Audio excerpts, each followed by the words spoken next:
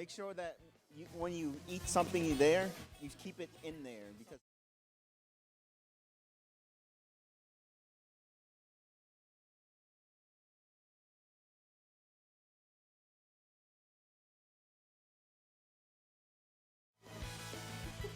Oh, sorry.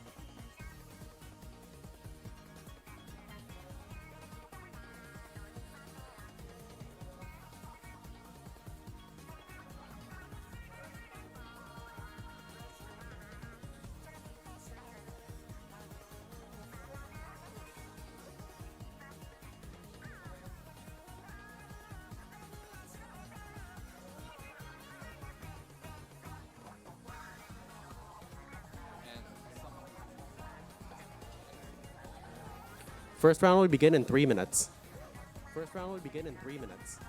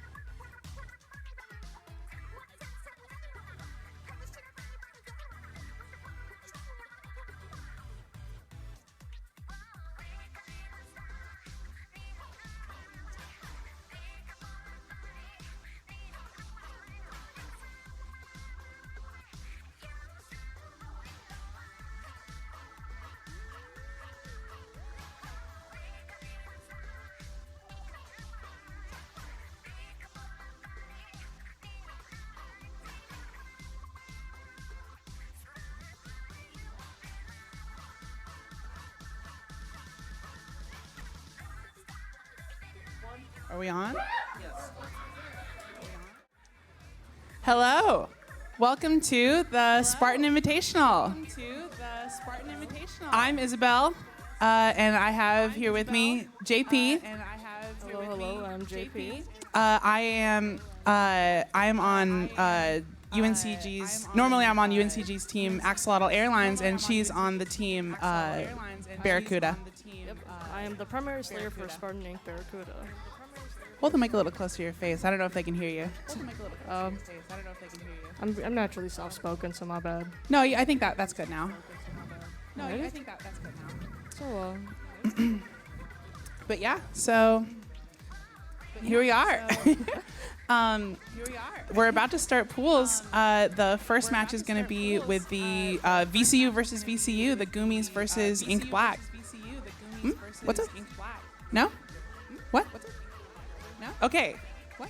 A false alarm. Okay. Has occurred. A false alarm. both teams from VCU. Goomies and And Ink Black.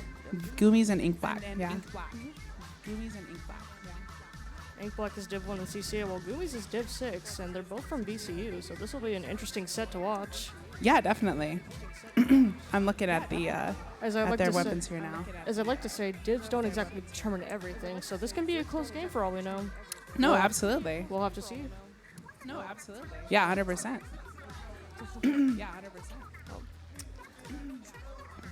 Well, They're entering the pool now. Yeah, I don't know much about these teams, so I'm not super. I'm just kind of chilling here. I don't know. Do you have any thoughts on their weapons and stuff?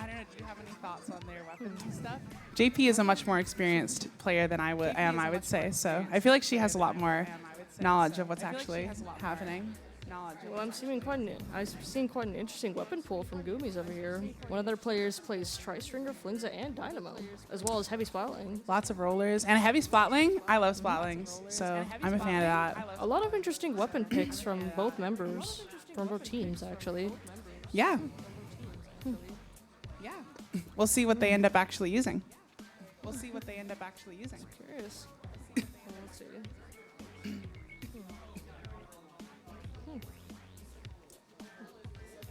And let's try. Does anyone want to tell me what the pool is, and then I can say it loudly over the microphone? But yeah, apparently we're doing over the internet and not over LAN, despite this being billed as a LAN tournament.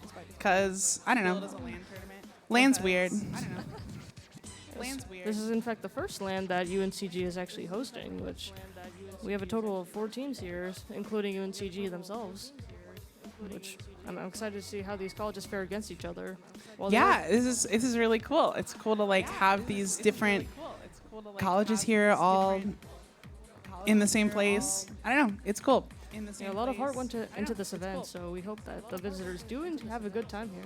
Yeah, absolutely. Shout outs to Phil, shout outs to Kyle, shout outs to Carvis, shout outs to whoever else. If I forgot you, I'm sorry. While we're waiting, alrighty.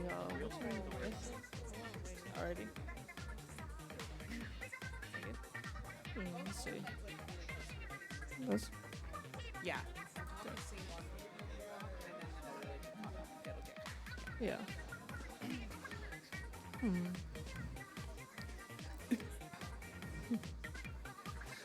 I'm being told to keep talking, so let's keep talking. Isabella. Let me look at the weapons here. Well, while we're waiting for the first set to, while we're waiting for the room to be prepared, what do you think of the weapon pools that all teams have to provide? What do I think about? What was that? What do you think about the weapon pools that each team has? Yeah, let me look. My brain was like, I have a big list of weapons here. My brain was. It's quite a having lot. hard time. Yeah, there's a lot of different Take your stuff time. here, but I see quite a few. Like I'm seeing like a Tri Nouveau and an Octobrush on the Goomies. So they've definitely got some people who are willing to get all up in there and like be really aggressive. And then and Splatoon a Wiper too. And then the other team, I also see a Stamper. I see a Wiper. So yeah, it looks like their comps are well balanced, and they've got like, but they've also got someone who's gonna run up in there and like maybe die a lot, but like that's the point, you know? I do agree. Yes. Well, while we're setting up here, the first map seems to be Splat Zone's Mega Mart. What's your opinion on that map? I like Splat Zones. I mean, I like Mako Mart in general. It's just like it's a good map. Like there's a lot of like different ways. Like there's the little what's the word? The little alleys behind the stacks yes. that let people like let those really hyper aggressive weapons get into mid. It's funny because in one iteration of Mako's callouts, that place was called Breakfast. I'm not sure why, but that's what the callout was. It was called what? It was called Breakfast. Breakfast. Yeah, I've heard about. I find that quite funny though. There's a lot of like weird call outs that people had established on Mako Mart, and I feel like definitely they're like I don't know how useful they are. Like I'd rather just call it street than like melons or whatever. It really just depends on what the team individually adapts to callouts wise. That's true. Teams do call callouts different things because most callouts don't really have a set name, so teams will like form their own callouts eventually just to like lessen confusion, basically. So that's an interesting aspect of some teams also. Yeah, definitely. Like really, you can call an area anything as long as everyone knows what you're talking about. As long as everyone knows what you're talking about. I don't know if that caught up. As long as it communicates some sort of information, it is valuable, no matter what you name it. For me personally, I'm not much of a zones person as well. I'm a roller main, expecting that to do good on zones. Okay, jokes aside. Yeah. I do have like somewhat of a love-hate relationship with Mako Mart because one, it does have many like accessible flank routes, but on the other hand, there is like a few like it is still somewhat of an open map, so it really depends. Like your opening especially matters on this map, in my opinion. What do you think? Yeah, definitely. It's definitely like it's open, but there's like a lot of different ways you can get around. And by the way, for anyone who's watching the stream or in this room who doesn't play a lot of Splatoon, the goal of Splat Zones is there's basically an area in the middle of the map, and the teams are fighting for control over that zone. And whoever can hold control over that little area of the map with paint on the ground the longest is going to win the game. So. Well, it looks like they're getting It looks like they're getting close to getting ready as the teams are finalized and they're now selecting their comps. I wonder what we'll see here. Yeah, we'll have to see. Let's look up here. When the match starts. Alrighty. Yeah, I'm gonna hit the button. But as you watch it here, Alrighty. Yeah, I'm curious to what both these are pulling out because Splat Zones especially is a very difficult mode to get a firm grasp on, as Splat Zones is the only mode that requires you to stay in one area at all times for the objective. yeah, it's all centralized in one area the entire time rather than moving across the map. So it's pretty unique in that way, despite being the first one they ever introduced back in like 2015. Oh, here we go. Up in here, we're about Ready? to start. All right. Good luck to both teams. Oh, the carbon candle wiper. Got some hyper melee aggression there, and on the other side, a Splattershot Nova. A triple slosher. Let's see how this starts. First match of the tournament. The edge close, putting pressure. Just back and forth, classic start to a match.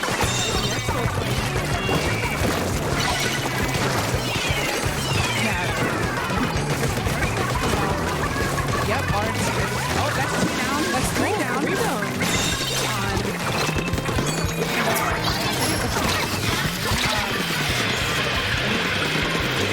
Yeah, but there's some whales coming out, so they're trying to make some progress back, and that's 2 down for that team. So maybe they can make something come back here. Oh, that's 3 down.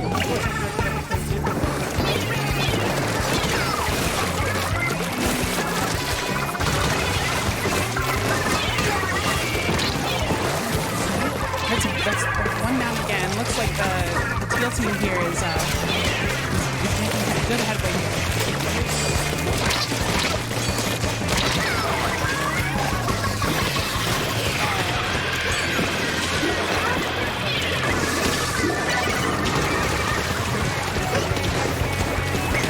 Yeah, they might be able to teach us some back.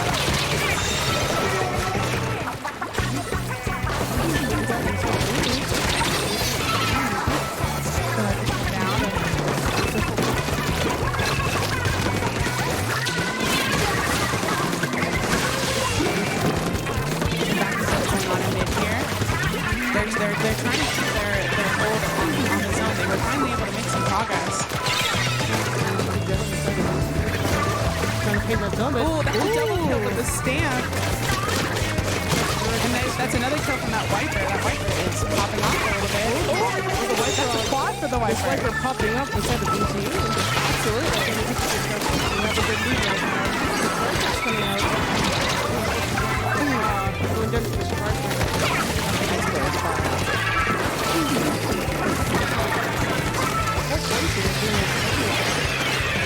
Yeah, Inkblack has made a comeback here. Well, they've come back from their comeback.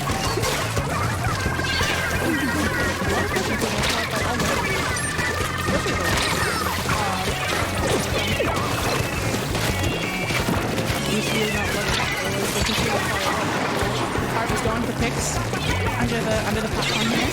They're gonna give that. Oh, not quite on the side. Oh, they got it. Another double kill.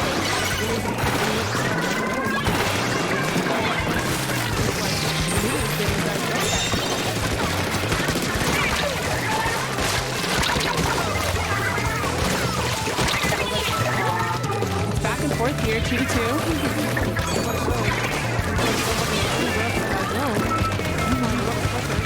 They continue to get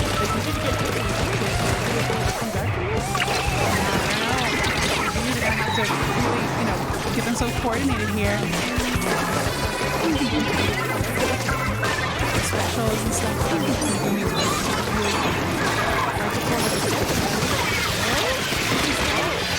He tried to the stamp, but that's not quite enough. I have a list here. Ink Black takes the first match. Yes. Impressive game on the side of Ink Black being able to get that zone firm in their grasp. It's like really valiant efforts to Yeah. force it with specials. There was a valiant effort for that one push by the. Oh, thank you. Still good effort. Sorry. Yeah. Sorry. Sorry, it's not just on you. It's more on you. No, it's alright. This will work. Okay, cool. I think this will help because I can't hear you at all, so I can't play off of your thing.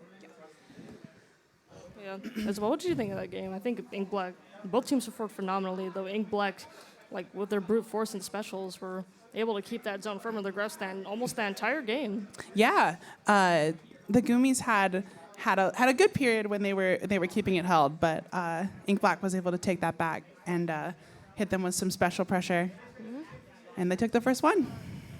I will say the triple slosher comp was something I was not expecting. Me neither, but I'm kind of here for it. I mean, like, the thing with sloshers is they're all so different, especially the Explo compared to the vanilla slosher and the tri-slosher.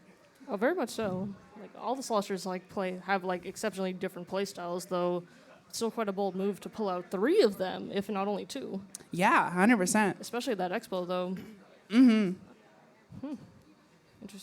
Interesting picks. Yeah, but it worked out, right? Was that the team that won? It did, as both teams did have an intense battle, both with specials and their own like mechanics. Yeah, 100%. Intense. Despite the massive div difference in CCA, this does not seem out of the question for Goomies to take this set. They still have a good chance. As it wasn't a stomp whatsoever. They have shown exceptional mechanics and special coordination on both sides, so we'll see how this set goes.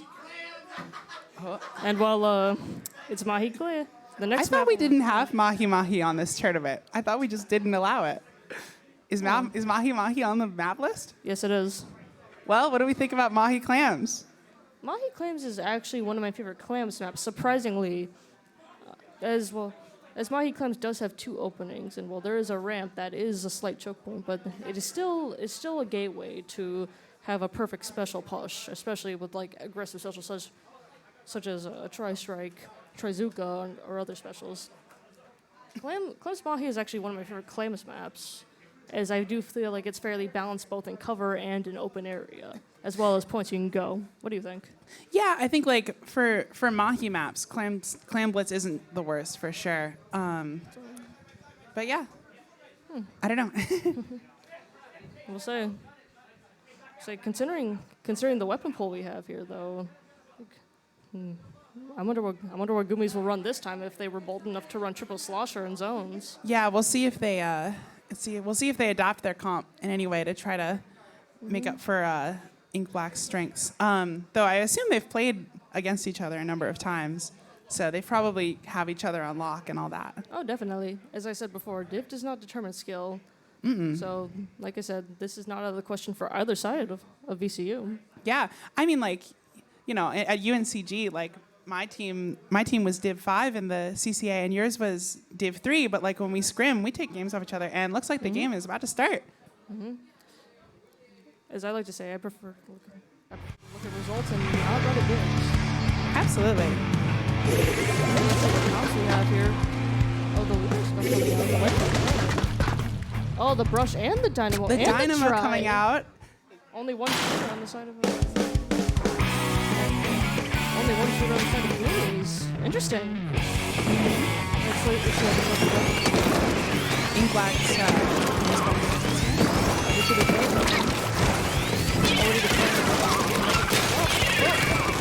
Crush barely makes it out with its light.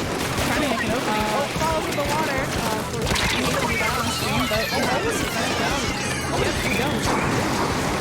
They've got specials online.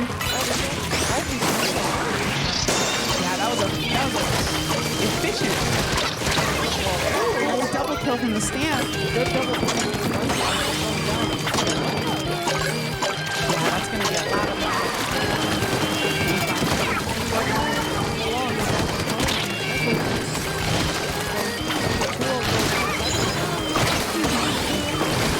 Wipeout on the side of Blue. That wipeout's huge. Where they took it up in paint.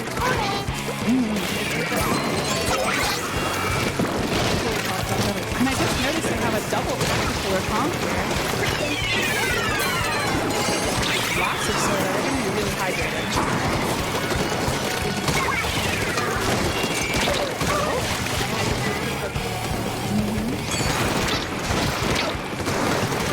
Oh, that Zika got one kick.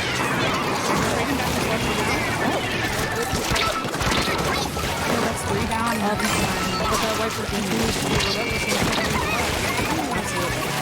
good double by the Alcazar. Is this going to be the opening for Goonies here? Zip pass is creating a lot of distraction. Oh, that's quite ball. Can't fall in the water. They can go close. They can play both sides to pick that up.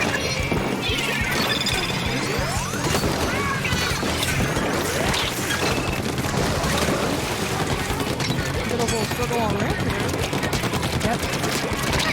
Good on battle here. A shot battle. Yeah, Tricerp wasn't good enough to save it.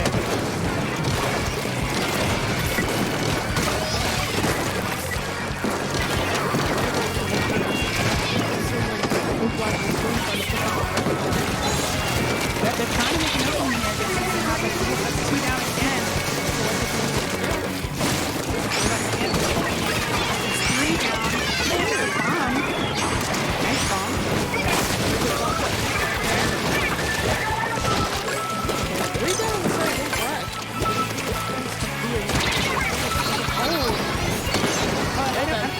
By the way this mode works, I don't know if I explained it, is basically the teams are gathering clans. When you get 8 clans, you get a football and you can throw a football clan into their basket and start scoring. Has Cinco down instead of Goonies, and we see a big what? We've lost visual. It's back!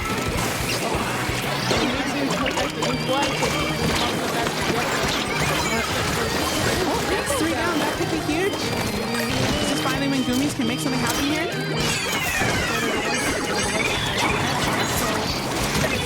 Oh, that stamp. That stamp is getting a lot of mileage every time it comes out. That's a double kill. Triple kill.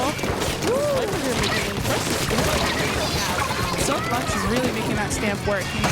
It's not the strongest special in the game, but it's able to pump out.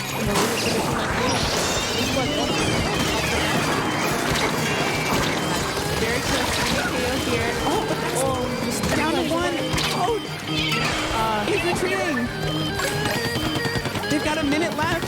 Can they get all the way down to 9 points?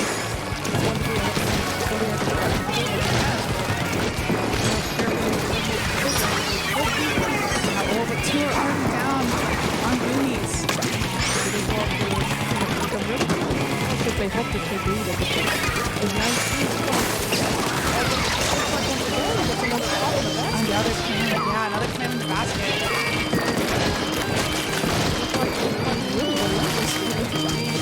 Yeah, they're not letting up at all. Especially that leader. That's one thing. Yeah, but you know that's another pity clan for Goonies. So they have a lot of points possible on the board. They do, however, they have to be very careful with their next move. Absolutely. They can't let this.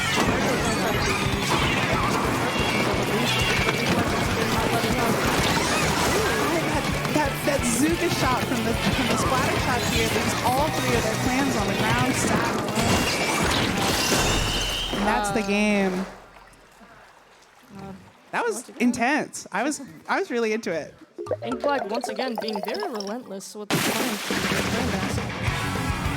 As we saw the Viper being the main aggressor of that push, the leader essentially again cleaning up the last minute action inside of Blue. Yeah. Yeah, the pressure from that leader and also from that Viper was really was definitely oppressive for them. Very well coordinated on the side of Ink Black. Very well coordinated. Yeah, absolutely. And yeah, I think Goomies definitely got close to breaking through that, but weren't quite able to make it happen. Well, that means that the pool set goes to Ink Black, but we are going to do the 3rd game just to do it. Hold on. I see. Hold on a second. Like the score's reversed. The score's reversed. Oh, really? My bad. The scores are super wrong. That's my fault. No worries. Sorry. But yeah. It's my first time. Well, it's not let up yet. It's still anybody's game at this point. As next we'll be on Splat Zone's Flounder. Splatzone's Flounder. Gotcha. I'm Right. That was a counter pick. Yeah. Wow. I am quite iffy on this map, as Flounder is well.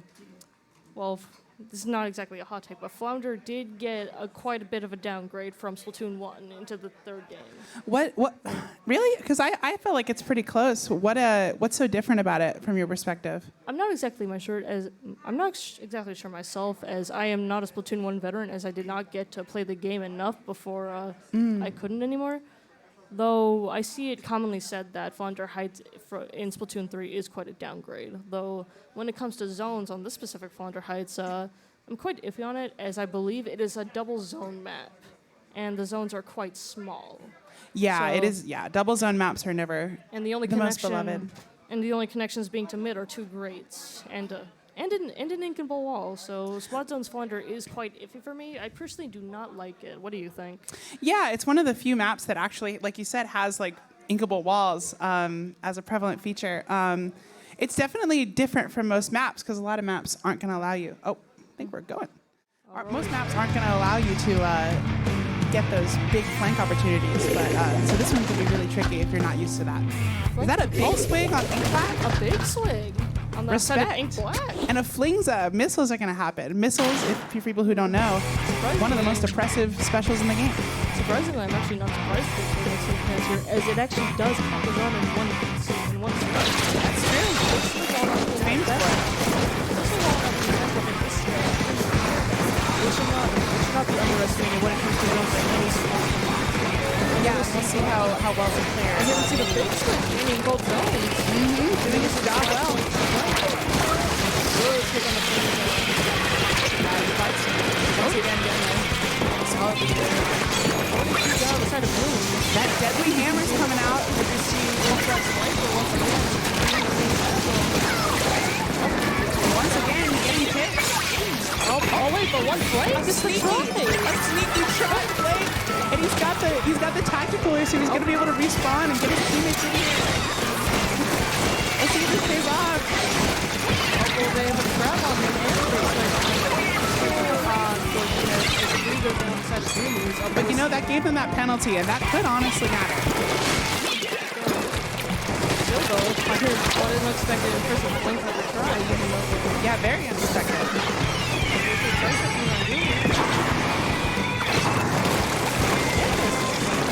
Grab the kick there.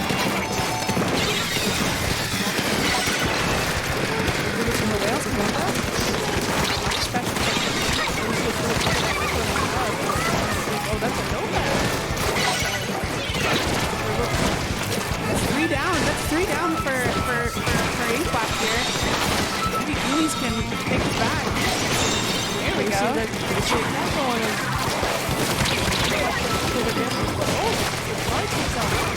They're keeping him down. Yeah, they're keeping him locked out there.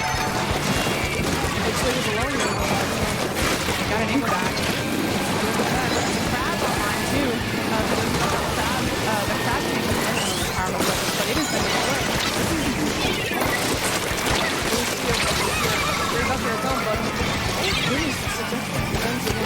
Will they be able to take lead here? Yep, they got that lead. Taking lead. And another one's going down on Ink Black. But it's not over yet. They still have to play a little longer to come out. It's one down. And that's two down. Three goes on the side of That few shots really need to work. the Nova being alone. Oh.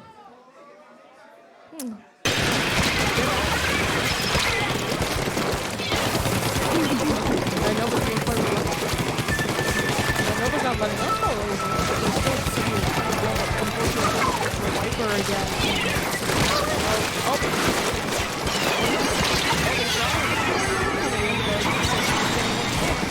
See, is that going to be enough to open an opening?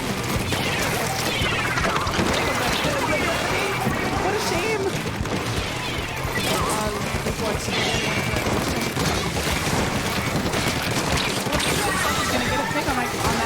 to know that. That's too coming in again with the spin. Good trade by the fans of the Not bad at trade for the whole special. The crowd can't come on once again. Black popping out spread and heavy black Black stuff, lead back. Really just to make one good push. Really see the missiles coming in. Yeah, missiles. The missiles and the whale. That could be big. Neutralize the zone. There's no chance. Double fighter. Oh, that's a dead. Oh wait, still not over. There was a surprise behind it. Splatoon. No, they've got the lead. They've got a penalty. That's going to give them speed. That's going to give them a chance. Huge cap on the side of the game. They still have a chance of coming back with this, though. Once again, they have to be quite careful as they try just to win, but and the third goes down to the one. Probably wasn't quite able to sneak in there. You see the big Ruby's at bay. Yeah. Oh, those missiles that's on all four of them. That was supposed to be really Did you look this? Can absolutely be their opening. That's one zone. As three go down the Goonies, the Goonies go. At this point, we're not going to Ah. unfortunate game. That was a sick game. Definitely really good game. Like, they almost had it there. They really, really They did. took lead and they managed to defend perfectly. Yeah, they held that on for a long time. Wow. Once again, very valiant effort from the side of the Goomies, though. As once again, divs do not determine skill. As these Not at all. These We're seeing while some While exchanging does of... seem, Huh? while Ink Black is Div 1, we cannot dismiss the coordination of the Goomies, as they are holding this up very well for being a CCA Div 6 team against their sister team that's Div 1. Very impressive play on both sides. Yeah, absolutely. I actually didn't realize they were Div 1 and Div 6 in the CCA. Yeah. It's quite a contrast. I Yeah, know. It's yeah. quite Div wild. 1's like the highest you can go in that tournament, and Div 6 is the lowest. So, yeah, that was fantastic. It was super exciting. Yeah. And that was the round 1 of pools. Oh, here, I'll give them their third point. It's a good game. Good game on both sides. Now, as we move into the next set, let's see who's up next. Yeah, next up is going to be the Niners. That's the UNC Charlotte Niners versus the VCU Goomies, who were just in. Alrighty. I'm going to be off comms now, unfortunately. I'm being given charades. All right, we're going to go on break. Till next time.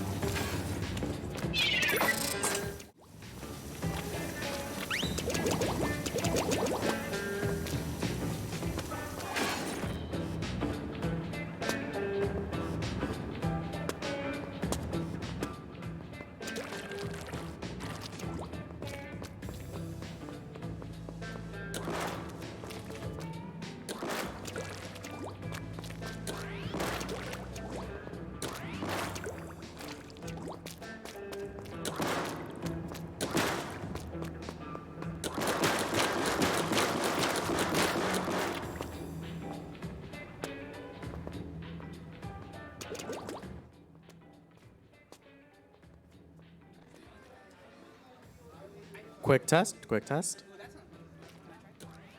Hello? That seems louder, right? Woo! Yeah, I think someone should be. I think it would be. I don't know. Where do you control the audio from? Where do you control audio? It's just there. I think make sure it wouldn't be a bad idea to have someone hiding here, like controlling levels in the middle. Yeah. And we can adopt. Oh, this person's quiet. Oh, this person. Yeah. I don't know if we can do on that job.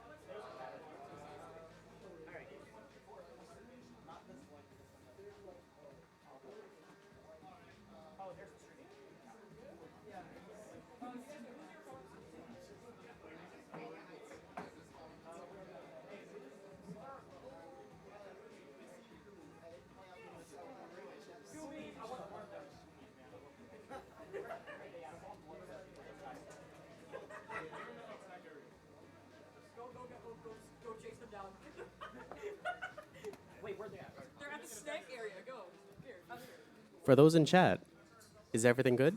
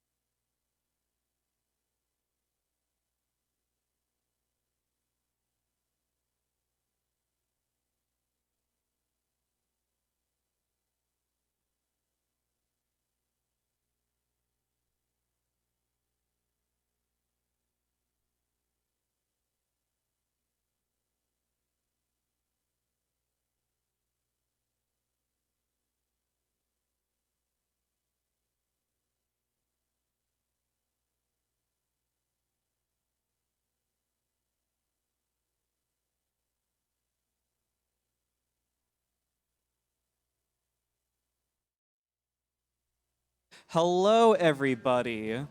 Welcome to round 2 of the pools match for the Spartan Inc. Invitational. I am. Yeah, you have a mic. My name is Beard, and I am joined here by Sam. Yes. And so, hold on. You gotta turn it on. You gotta turn it on.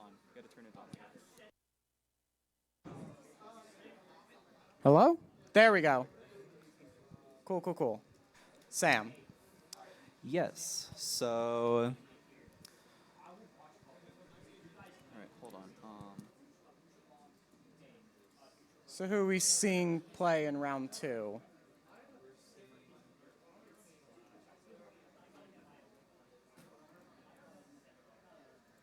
Who we seeing playing in round 2? So round 2, we are going to have playing the VCU Gummies versus versus a combination team between UNCC, the Niners, and the Coastal Carolina Coastal Carolina Squid Surge. That's pretty good. Coastal Carolina won their first game, correct? Did Gummies Yes, as Coastal Carolina is going off into the finals this weekend for Div 5 of CCA. well? Is the game starting? Oh, the game is starting. Oh, the game is Okay, starting. So, we're going into tower control. We're going into tower control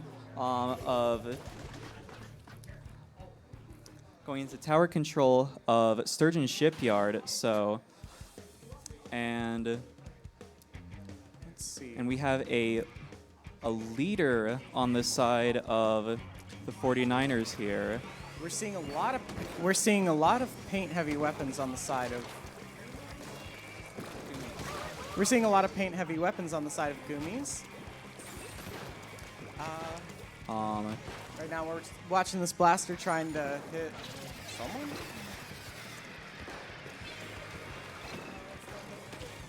Let's see. All right, Oh. 3 down on the side of Gummies. That is gonna hurt as the Niners here are trying to take the tower. They're still pushing. Gummies is regrouping. Let's see if they can. Ooh, that's another down on Gummies. Yeah, Niners are Niners are really taking control of the court for Gummies, and We're seeing a lot of really good bomb throws. They seem to be really messing with Gummies. And I played that leader in the first match, and I know personally how good they are. yes. It looks like this is going to be the end of the push for the Niners, though, as Gummies start to take back control of this match. Looks like most of Gummies is echo-located right now, too. Yeah, so the Gummies really have to. Ooh, the blaster. Oh, that is tragic. But the Gummies really have to find some sort of way to get back into mid, because right now it is being mostly controlled by the Niners. Niners has it locked down, but Gummies has a mark on 3 of the 4 Niners. We see a tank come out. And Yes, the all-powerful crab tank that can have a lot of rapid fire and a really big lob shot as well, but that's a wipeout on Gummies. So the Niners are pulling out some really good special use. In that last match, we saw a crab followed by what? We saw a crab, strikes, and a wave breaker. Niners are looking to get this win right here. And that's the knockout. Game 1 is going right to the Niners here. So that is really impressive.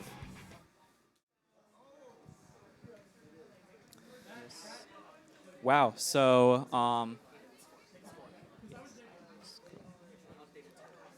That was a good match on the side of the Niners. Yeah, so round 1 goes to Niners Esports, and that was a really crazy game as there was just a lot of good special use on the side of their team, and they really weren't letting the Goomies just really get out of their base. Yeah, you could also see a lot of really strong bomb and special coordination, just locking them down. For sure. I was getting war flashbacks of the first round. Yes. This is also, and Niners are also coming out of a full 3-game sweep from the first round as they took on our own UNCG Spartan Inc. team, which is a combination of both of Axolotl Airlines and Barracuda. So 49ers are looking pretty good. It's actually really interesting to see how good they're doing, considering that they're also using a combo team. Yes, they are also using because some of the players weren't able to make it today, so they also have players from Coastal Carolina who were originally supposed to spectate, but they also joined in to help them out. So really, really good on them. Good to see the Splatoon community coming together and helping other teams out and stuff. Absolutely. So for our next game, we're going to be going into Splat Zone's Umami Ruins.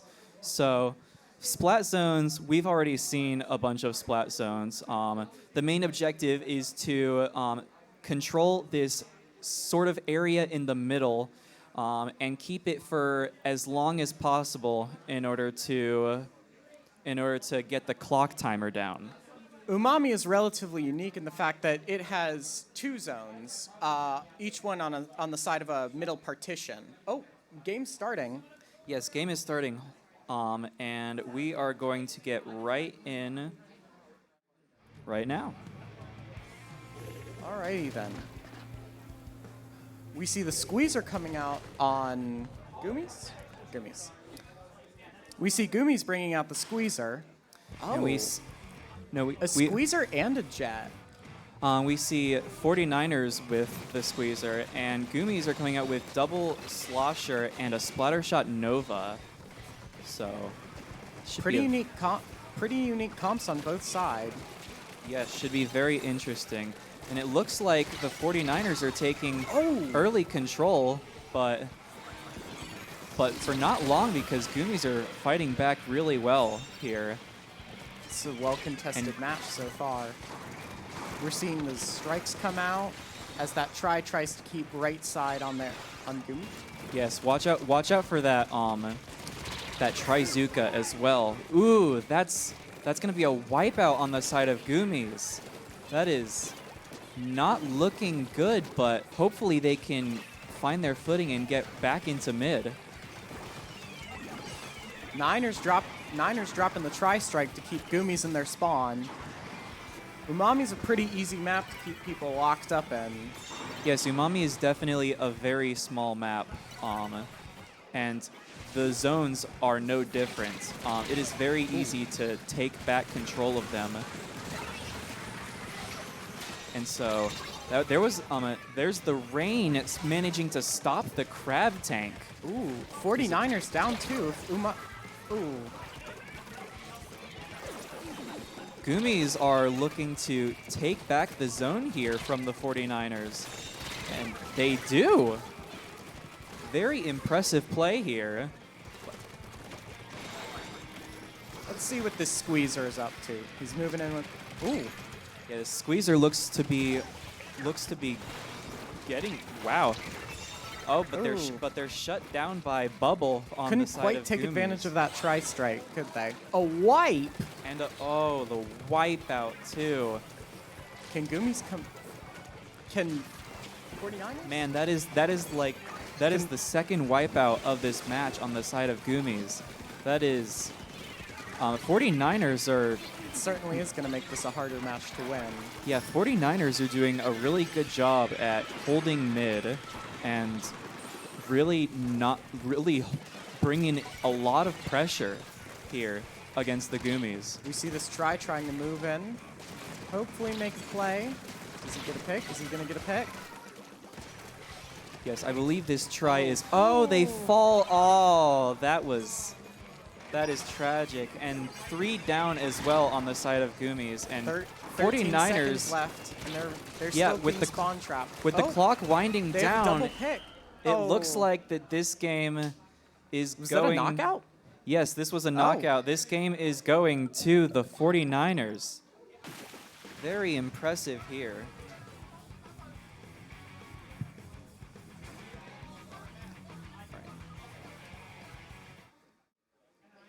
Yeah, very, very impressive game here from both teams, but the 49ers seem to just have a little bit of an edge over the VCU Goomies there.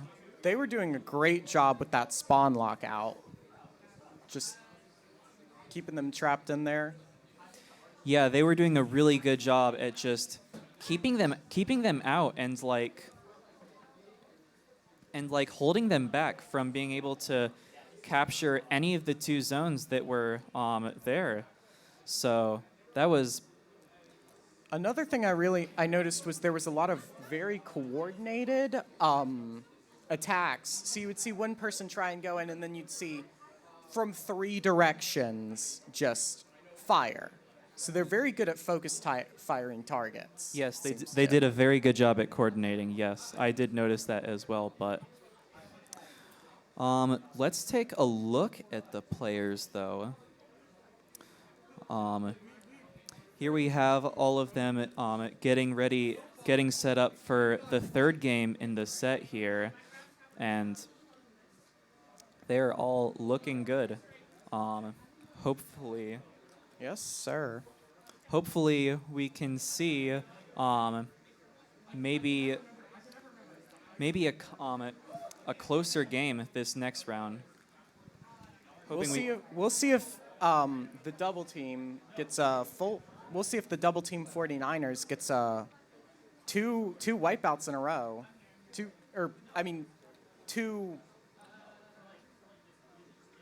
Yeah. Winning all 3 sets. Yes. We'll see if they can manage it. We can see if they do that, but Goomies could also make a comeback this 3rd game. And this 3rd game, we are going into Rainmaker Mako Mart. So this is a really interesting map mode combination. So the objective in Rainmaker here is, so you have this really powerful weapon that you're supposed to take from mid and get it into the enemy base. And it's a really powerful weapon, but it's also really slow. And quite vulnerable. Yes, and with this weapon, you're not able to use your main weapon. So teams have to coordinate in order to practically protect the president. So, and we're going into the next match here. Rainmaker on Mako Mart. Let's see what these 2 teams have. Oh, we're seeing that E-leader come out. We see the Blaster E-leader combo on the side of the Niners here, and the Goomies are bringing out the Octobrush. The heavy Splatling and Heavy the and Octobrush. Those are both new. Oh, we see 49ers with the immediate pop and a pick. This is a strong beginning game. Yes, this is a very strong beginning from both teams, but 49ers seem to have a good control of mid right now, but Goomies are starting to get their footing here. 2 49er picks. Oh, we appear to be having some technical difficulties. We are back though, so... Oh, but Goomies have taken the first checkpoint. That is really impressive. They managed to get some... Oh, but that's 3 down on the Goomies. But Goomies were able to get that first checkpoint from getting some picks on the Niners, and they did a really good job there. Ooh, and the blaster goes down. Very surprised you survived that. And 49ers have a crab tank, which is a really powerful special that takes a lot of control of map space. And you'll So- notice we're immediately seeing that strong special coordination again. As right after the crab tank ends, we immediately see a tri-strike. Yes, but 2 go down on the side of the 49ers here, and Goomies are looking to stop this push, and they do. 3 down on the 49ers. That Goomies- Octobrush coming in clutch. Yes, Goomies are able to stop the push there, and they're looking to make a push of their own right here with just about... Ooh, and the leader, the all-powerful, all-seeing leader comes in with the pop, with the pick on the side of the 49ers.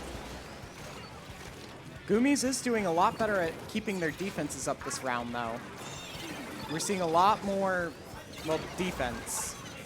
Yes, Goomies are doing a much better job here in this game than in honestly the previous 2 games, but the 49ers, they're definitely not going down without a fight as 3 down 3 on down the and side a of the jump. Goomies.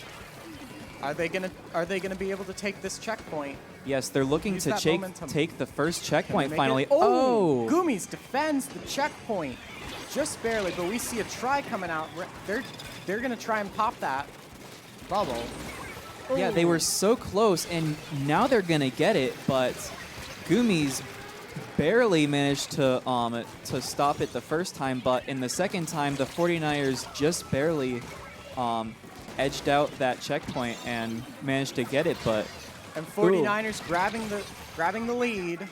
Yeah, grabbing the Rainmaker and taking the lead here, and so Goomies are gonna grab the Rainmaker here, and hopefully we can see them try to get past the score of 42 on the side of the 49ers, and it was a good Zipcaster gameplay from RNG here. Absolutely. The Goomies have a lot of paint now that I think about it. They don't have a lot of very heavy paint weapons, yet they're able to they seamlessly are just keeping the whole area locked out for yellow. Yes, but the 49ers did make that last push, and it seems that they're starting to take back control of mid, but Goomies is really doing a good job at kind of holding out here as Bubble takes care of 2, but then dies to Peachy, the range blaster. Very impressive gameplay here from the Goomies, but two goes down on their side, and 49ers are starting to come back. Let's see what this. Let's see if this E-leader can grab a pick. Doesn't look like it. The Goomies right there tried to go for the that left push, but ultimately were stopped.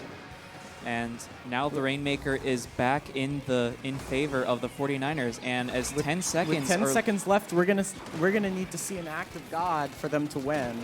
Yeah, we Can really they need to see, but it seems that they're just holding it back, and Game 3 is going to be taken in favor for the 49ers here.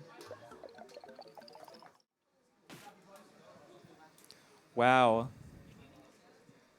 Very, very impressive gameplay from both teams here, but Can we see the team view? Because they're all fist bumping. It's pretty nice. yes.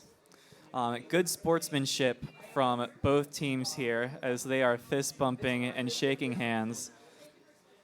But yeah, that is our second set, and we are going to go on break here and prepare for our third set.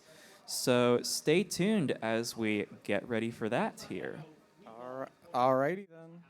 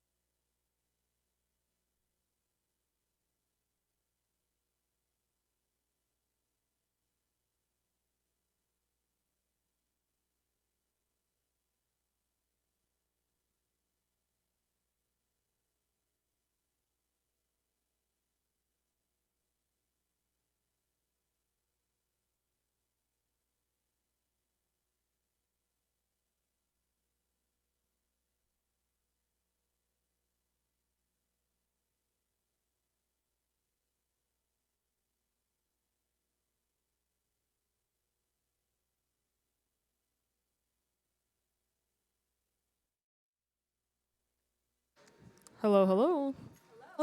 Hello. We're back for round 3 of the Spartan Invitational. I am JP from Spartan Inc. Barracuda, and I'm joined by Konamic today. I'm Konamic from Spartan Inc. Barracuda as well. Now, so for what set we have right here, it is Ink Black versus... It is versus UNCG Niner Esports from UNC Charlotte.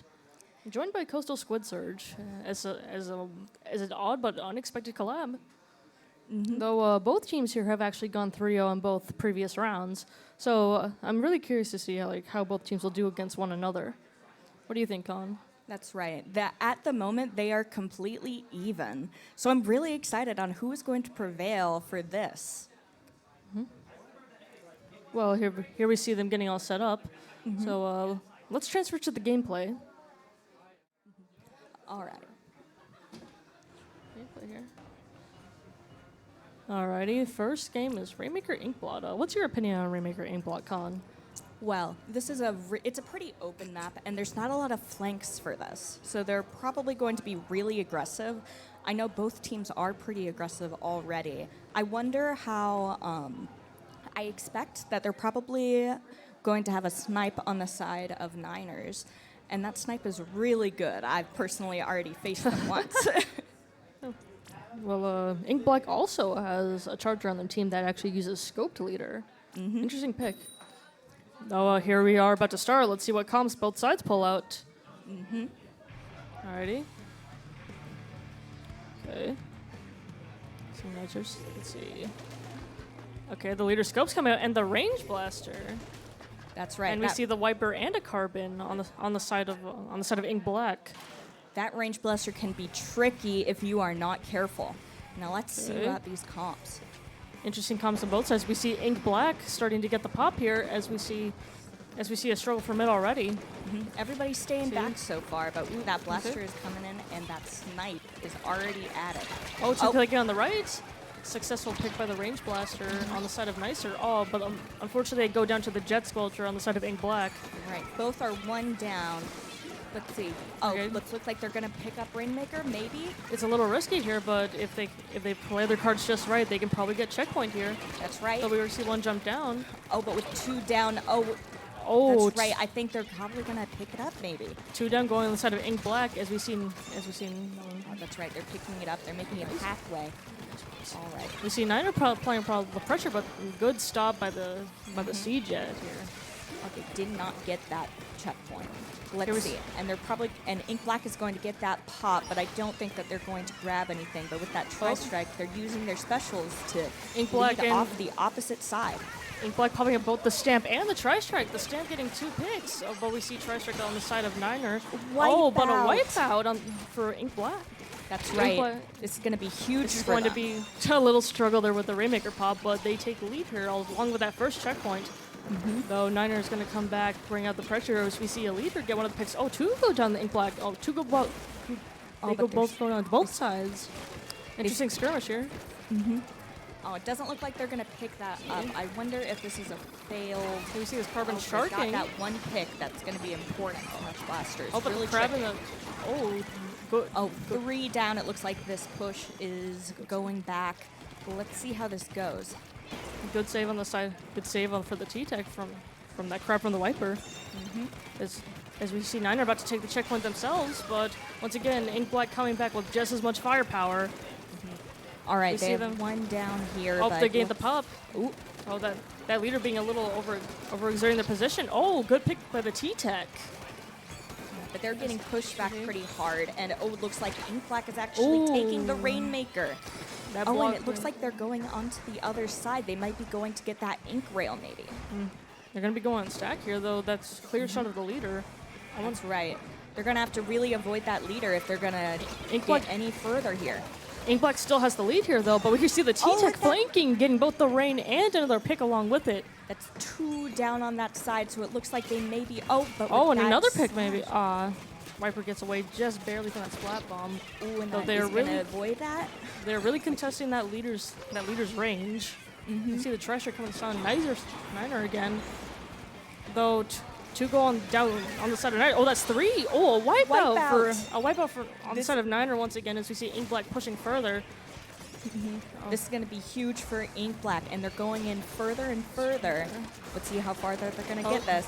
Ooh, good skirmishing by the Wiper as we see them continuing to contest that leader, and along with the range blaster this time. Oh, that T-Tech managing to take down one in the 2v1. Oh, will this be another wipeout? 2 down from Carbon. This is 3 down on their side. This is going to be huge for Ink Black. They're going to get a large amount of points, and the Tri-Strike coming out for Ink Black. Oh, but they did get that away from Oh. them. All Good, right. And good with defense Crab, here by Niner here, as they barely managed to like shake Ink Black off of them. Though they have to push like to that 25-point lead though. Will they manage to get that? But they're still being pushed really, really far up. And it looks like they got even more points with that. But it looks like but they have they're- 3 down right now. And I don't think that they're going to be able to push much farther into their base. Oh, but with Ooh, those, good sniper. Good snipe at the leader scope here. and looks like they're grabbing the Rainmaker. Well, there's 2 down the side, and 2 are respawning on the side of Ink Black. Niner does have a chance, but they have to be very cautious about this as they have to take a huge lead with only 18 points on the side of Ink Black. Oh, and they have that crab tank. That's that gonna crab be huge tank for and the them. leader Crab probably tank- punch- Oh, but that Ooh. leader sniped them. That was a good snipe from the leader. Amazing pick by the leader, only to run to that Tri-Strike. Quite unfortunate. As we see the stand come out again, and Niner going down 3 once again. And with That's almost less than 30 seconds down, I'm not sure if Niners are going to be able to pull this off. But, nice Ooh. snipe from the leader. All right. Okay. They're going to have to pick this up really quickly if they're going to be able to push this further. Niner needs to shake a big lead off here. Though they have to pop the Rainmaker first, and they have to grab it. Though, unfortunate game end. That was a major lead that they had to take. Though still a valiant effort by Niner and both Ink Black, as Ink Black once again showing how ruthless they can be with their pushes. That's right. It was a good game from both sides, but it looks like Ink Black has taken 1-0 so far. Still notable plays by every members on both teams, though. And like I said, But Niner nice- lost this battle. However, the set is not over, as there's still 2 games that they still have a chance to take this back. And they're both real good players, I will say that. And that snipe from Niners, real good. I saw some real good plays that game. But especially since it's scoped. It's especially impressive from that perspective. As scope to me is like very takes much more patience, in my opinion, than takes- normal. For me, at least. Yeah. I am not a leader. Major disclaimer there. Well, I'm a firm non-scoped user, but I can appreciate when a good snipe is on screen. Alrighty, now let's see what Niner picks as a counter pick here. I see tower control, but what's the tower D Alfonso? Interesting pick. A decently open map at the beginning, but it does become quite narrow near the middle and the end, as there is a block and the spinner at the end. What's your opinion on this map? I'd say for this map, it's important not to rush in because a good snipe from a leader, or any snipe really, could be really devastating. I've personally seen if too many people are crowded onto that tower, it can be easy to get multiple picks on once. I do agree with that. D'Alfonso does require like plenty of patience at the beginning. Though when you get a push going, it is very hard to stop it. And So not- we'll see how these teams take that. Not take to this mention, map on. I'm not sure if they're going to play Range Blaster on this, but I think if they do, it's going to be pretty good for them because Range Blaster on tower control can be real deadly. I do agree with that. It's anyone's game at this point. Even though Ink Black has 1 point in their name, Niners still can make a comeback here. So both teams have shown that they can be dangerous, That's especially right. on the side of Niner with their scope leader. So we'll see how this goes. Anyways, we have the teams both getting ready for round 2, for game 2 of winners. Really depends on how aggressive Alright. and defensive they're going to be this round. Alrighty. Okay, let's see the comps. Let's see what both sides are pulling out. Oh, a squeezer. Interesting. Alrighty. Pretty standard comps, pretty good comps. Good paint. Looks like we're not seeing a leader Alrighty. on Here we Niners see. side. Oh, already a pick on the splash on the side of for Ink Black. Ooh, that we see this Viper is Viper hard contested. skirmishing here though. So they're in a 2v1. Oh, but both go down trying to take down that Wiper. And it looks like they're already going onto tower. Oh. And that's a Oh. failed jump. Really unfortunate. Here we see Ink Black pulling out the Trizuka, but ultimately that Trizuka is going down. Oh, here we see the splash pushing in. Ooh, this splash is... Can they get a wipe? Oh, but it looks like only that leader is back. But it looks like Almost a are they wipe, but- jumping to leader? I can't. Oh no, it looks like that's a failed push from Ink Black. Though that was still an amazing effort by the Splashes. They took 3 down, only for their teammates to come back and clean up the last of the leader. As we see 2 trying to flank here. The Wiper drops, getting a pick. Oh, the Wiper skirmishing once again. Ooh, Oh, nice the Wiper taking pick 3 from down, Wiper. only with the Squeezer left alive. They're getting back but- on tower. Over here we see the Wiper being ambitious with their stamp again. It's old. They Went go a bit down this too time. far in. Right, here we see Ink Black once again trying to be very aggressive here. As we see the crowd come out. So no picks so far. Oh, Nice, a flank the from Squeezer. Niners. Oh, the Squeezer coming in wipe out. clutch. The Squeezer coming in clutch, taking down that crowd before it can cause any catastrophic damage. As we see Niner here pushing up. And looks like they have map control, which is pretty important on this map. Okay. Oh, but the Wiper on the side of Ink Black once again coming back with their skirmishing. As we see the Tri-Strike come out. Though they have to hold off the Wiper first, as the Wiper seems to be the biggest of their threats. Oh, the Wiper taking down 3, and the Squeezer once again only being the last one. And we see them jump out, ending the push on the side of Niner. Yeah, with 3 down, and they didn't take that first checkpoint, unfortunately. Ah, 3 once again go down the side of Niner. They're staggering quite a bit. They have to be patient with their pushes here. Let's see if they're going to be able to take the second checkpoint. Oh, here's the stamp which from the would be Trizuka huge again. for them. Ink Black is very good at coordinating specials, and this is only one example of many during this entire Invitational of that.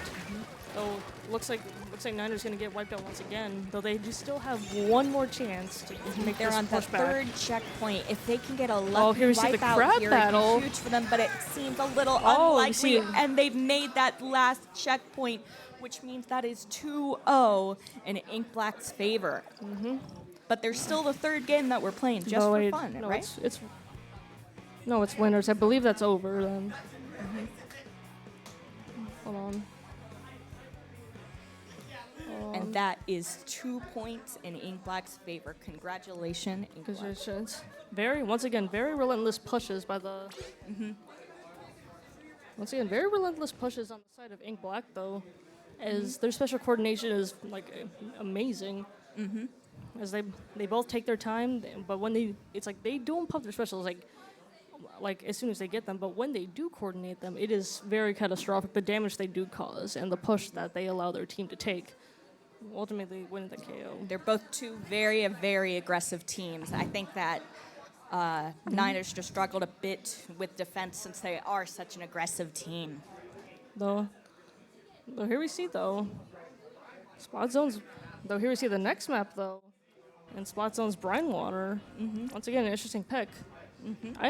Unironically, I actually do somewhat enjoy Zones on Brine Water, despite Zones being my least favorite mode as well. Yeah. Main. But come on, what do you think of this map? Well, it is kind of a haven for snipers, which I am. But with this map, I do expect that we are going to be seeing both snipers again. And it really depends because this is such a big zone on who can cap at first. Yeah. Oh yeah. Let's see. Oh yeah. Alrighty. Yeah, it's like okay. Sorry about that, but alrighty. Let's see if both leaders come out this time. Alrighty, so we see a scoped leader on the side of Niner, and we also see another scoped leader on the side of Ink Black. This will be an interesting game. Pretty standard comps once again. So let's see how this plays out. Those leaders will be an important part of this game. All right, and it looks like the leaders are already going at it. Oh, nice pick on the side of Ink Black.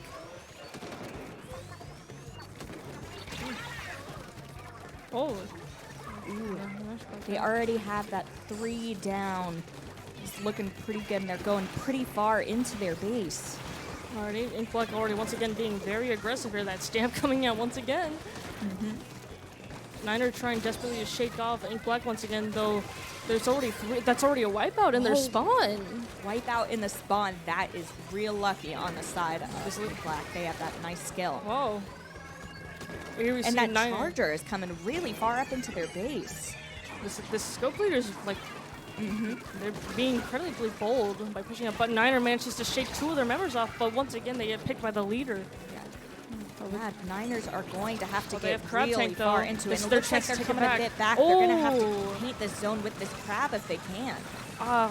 Unfortunate, like, explosion. Ooh, but it Unfortunate looks like bomb and crab. they may have a chance, but ooh, looks like it got. Oh, will this be a sniped. sweep? Oh, They have a chance here. and to Once wipe again- out. once That was a again. good game on the side of Ink Black. Once again, Ink Black showing their pure aggression in both games. That leader especially being really, really bold on the side of Ink Black as they were pretty much pushed into their spawn almost. That's right. And they were still being successful there. That was a really nice aggression from Ink Black there. They got that nice, almost a wipeout, 3 out in the beginning of the game, and they just were able to hold that almost, well, pretty much all the way through the game. That was a great 3 set, and all 3 points go to Ink Black. Yes. Though once again, both teams showed very valiant effort. They both have bright futures ahead of them if they continue to grow at the pace they are. Both sides have shown star players. Both sides have shown amazing plays. Well, both of them That's are. right. Both of them are indeed. They do indeed have bright futures if they continue at this rate. Well, Both This did has- a great job. I saw great aggression from both teams, and even though Ink Black ultimately had that win, both did a great job. and once again, my compliments to the Wiper and the leader on the side of Ink Black, as they both make very, very bold, aggressive plays. That's true. That's true. Well, this has been JP.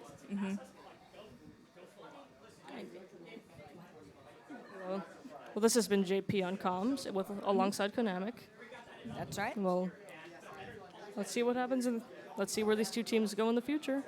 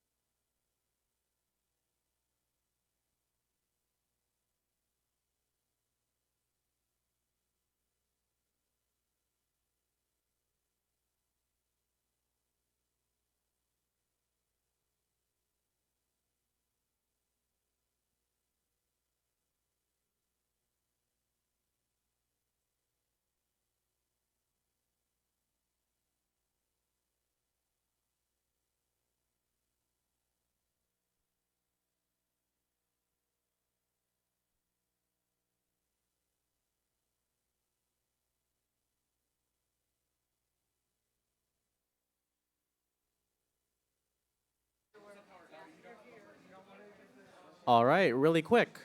We have stickers here that were made by our wonderful JP.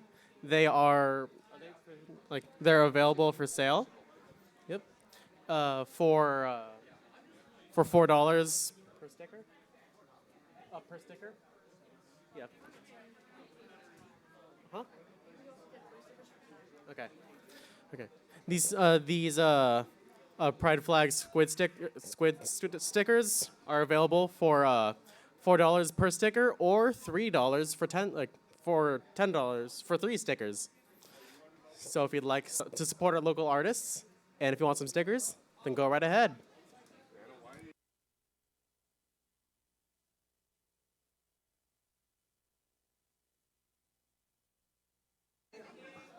Oh, hey, there's Viper and Saf.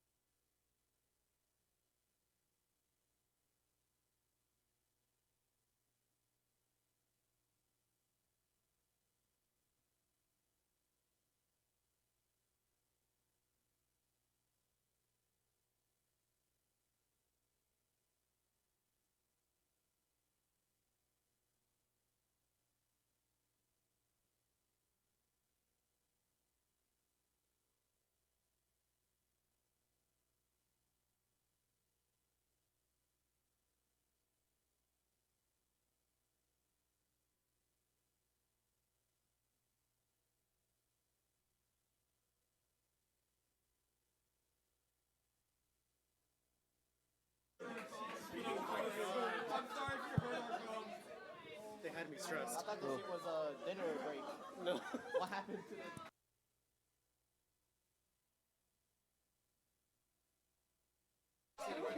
the... May I have your attention real quick, please? Hello. May I have your attention? All right, so we are going to go on a short break until about 8:30, so you guys can grab some food. We still have some snacks and whatnot over there. It's running a little dry, but there's also a market over there if you want some, and a Chick-fil-A somewhere else on campus. But just make sure you're back by 8:30 for matches. Oh, never mind, Chick-fil-A is closed. Oh, yeah, there's a market over there and snacks over there.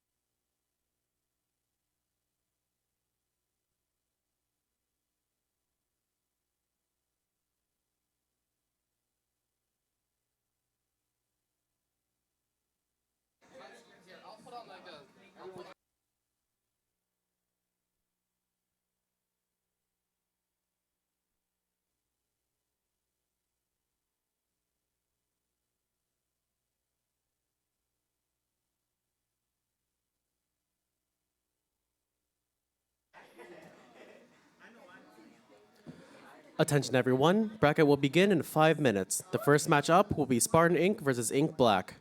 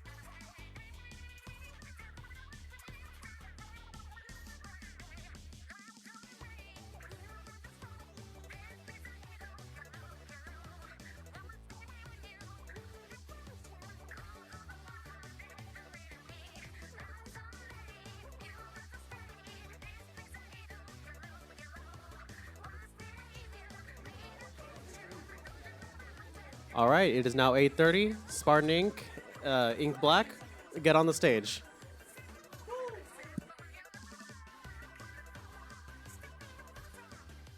Hello? There we go.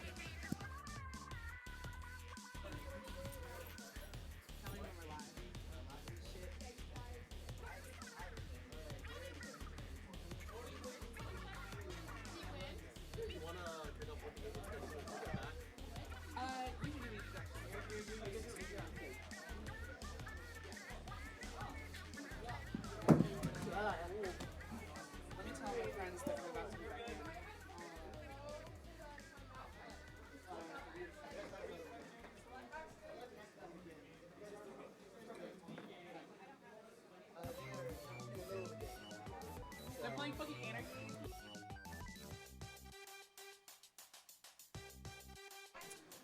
Attention, if you're playing Anarchy Open and you're cringe, you have to quit out of the game and lose all your rank points. I don't make the rules. Sorry, Sweaty, I don't make the rules. That's what Josh said.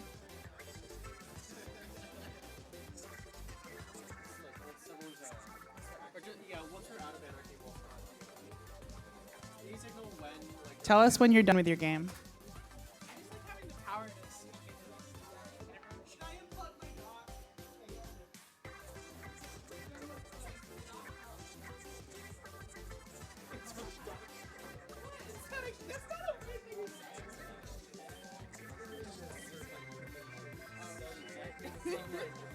That's on you.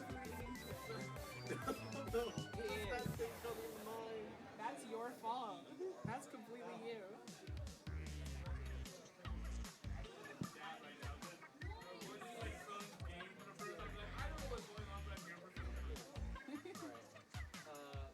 Josh, are the out of anarchy? Are the out of anarchy? Oh my god. How much time do we have left? 2 minutes. Oh my god. Should we just camp? Honestly, probably. We could. Okay. I'm down. We're gonna vamp. What? You guys get to decide the first map. Oh shit! What? We just get to do it? Yeah, well, I'll that map list. What do we want? What do we want? But we're not allowed. We can't pick something that we know we're good at. No, we should pick that so we have a disadvantage. Mincemeat? No, we're not. What's a good neutral stage? I feel like any Mango Fish is pretty neutral. Any meat is pretty neutral. Is that not Mango? Or no,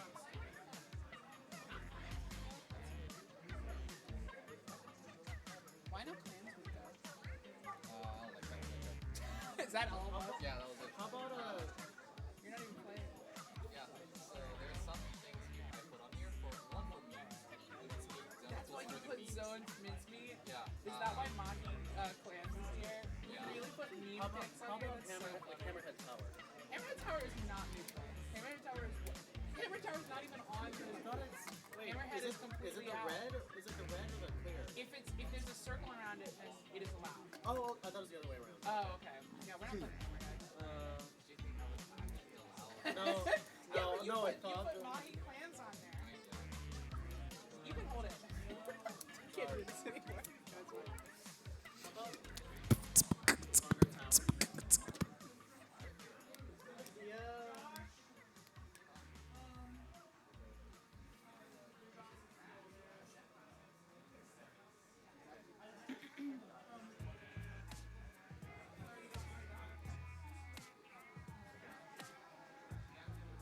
Okay, we'll just go and Cool. What map did you pick? choosing, I guess. Well, hello everyone. I am Cleone on the mic.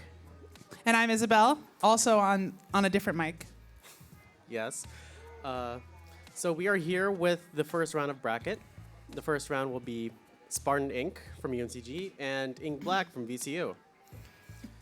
So, I know we have like Spartan Inc. and VCU Ink Black. What was Ink Black's score again throughout pools?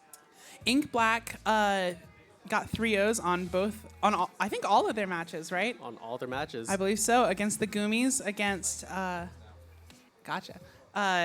against the Goomies, against us, Spartan Inc., and against the 49er Surge. Yeah. Yeah. And as you see right here, we have everyone like all set up, ready to go. We're just waiting on everyone to get in the lobby. Yeah. So The first map is going to be this, and this is round 1 of bracket. So this is going to be where they're starting off on Mako Mark Clan Blitz. Wait, I was just talking with the person who created the map list, and that he said he wasn't going to put this one on the map list because he didn't like it. But now here it is, so we're playing it. Well, he is away from the Switch. It could be possible that it's just like it's just set there. You know. Yeah, I don't know if but he's I actually believe. gonna I choose believe. What do you think about this map? Mako Clan Blitz. It's just so like short, I guess, in a way. It is. Oh. Yep. Yeah, it's not very far to the basket. Though it's not free to the basket either. That area is very easily defended by the defending team. Well, yeah. There's just there is plenty of high ground to go around. It's just kind of hard to get into mid, I'd say. Yeah. Especially like if you have a bunch of people covering the ledges and all that sort of stuff. Yeah, absolutely. Right. Ink Black has definitely an aggressive comp. There's been a Wiper player named Lux, I believe, who's been really making waves this tournament. They've been getting like triple kills with the Ultra Stamp, which is not that good of a special normally. So it's very impressive what they've been able to do with that. Yeah, but they're making Stamp work really well. Yeah, and it's also very very impressive that Ink Black they've won pretty much all their matches despite it being their first LAN. Oh yeah, definitely. Yeah. That So was it's very our first exciting to LAN see too. what they can do, especially against like all the other teams here. Absolutely. Yeah. So for our lineup for Spartan Inc., we're going in as usual with a hybrid between both of our teams. We have 2 people from Axolotl and 2 people from Barracuda. Yeah. Actually, I think for this we have 3 from Barracuda and 1 from Axolotl. Really? It's it's Beard from Axolotl, and then Oh yeah, that's wait. JP, Bagel, and Oh yeah, that's right. Carvis, I believe. Yes. Oh no, Bagel is not playing. Okay. So I guess the lineup's changed since we were last Oh told. yeah, it looks like it's gonna be Kanamic. But still, Alright. point still stands. All right. So it looks like they got their lobby full. Looks like all the players are prepared to have their first match. We got the little octopus there. That's so cute. Oh, the mascot. Yeah. That might be a major meta move to have that octopus. Yeah. You gotta He's have gone. that mascot. He's on a player's head. This is Oh. unprecedented tactical decisions. What was that? Absolutely. I will give that player $5 if that octopus. I'll do it too. I'll put it in the pool. Okay, it looks like they started finalizing their players. Yep.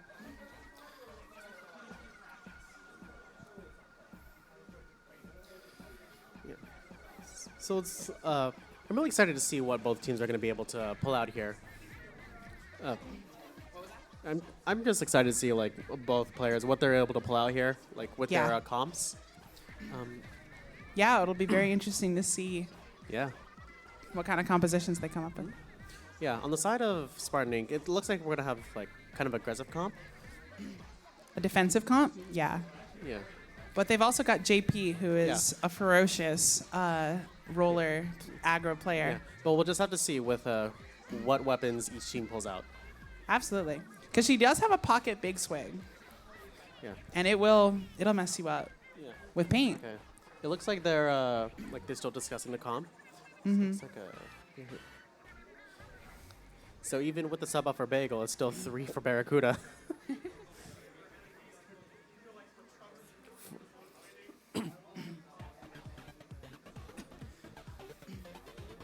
Okay.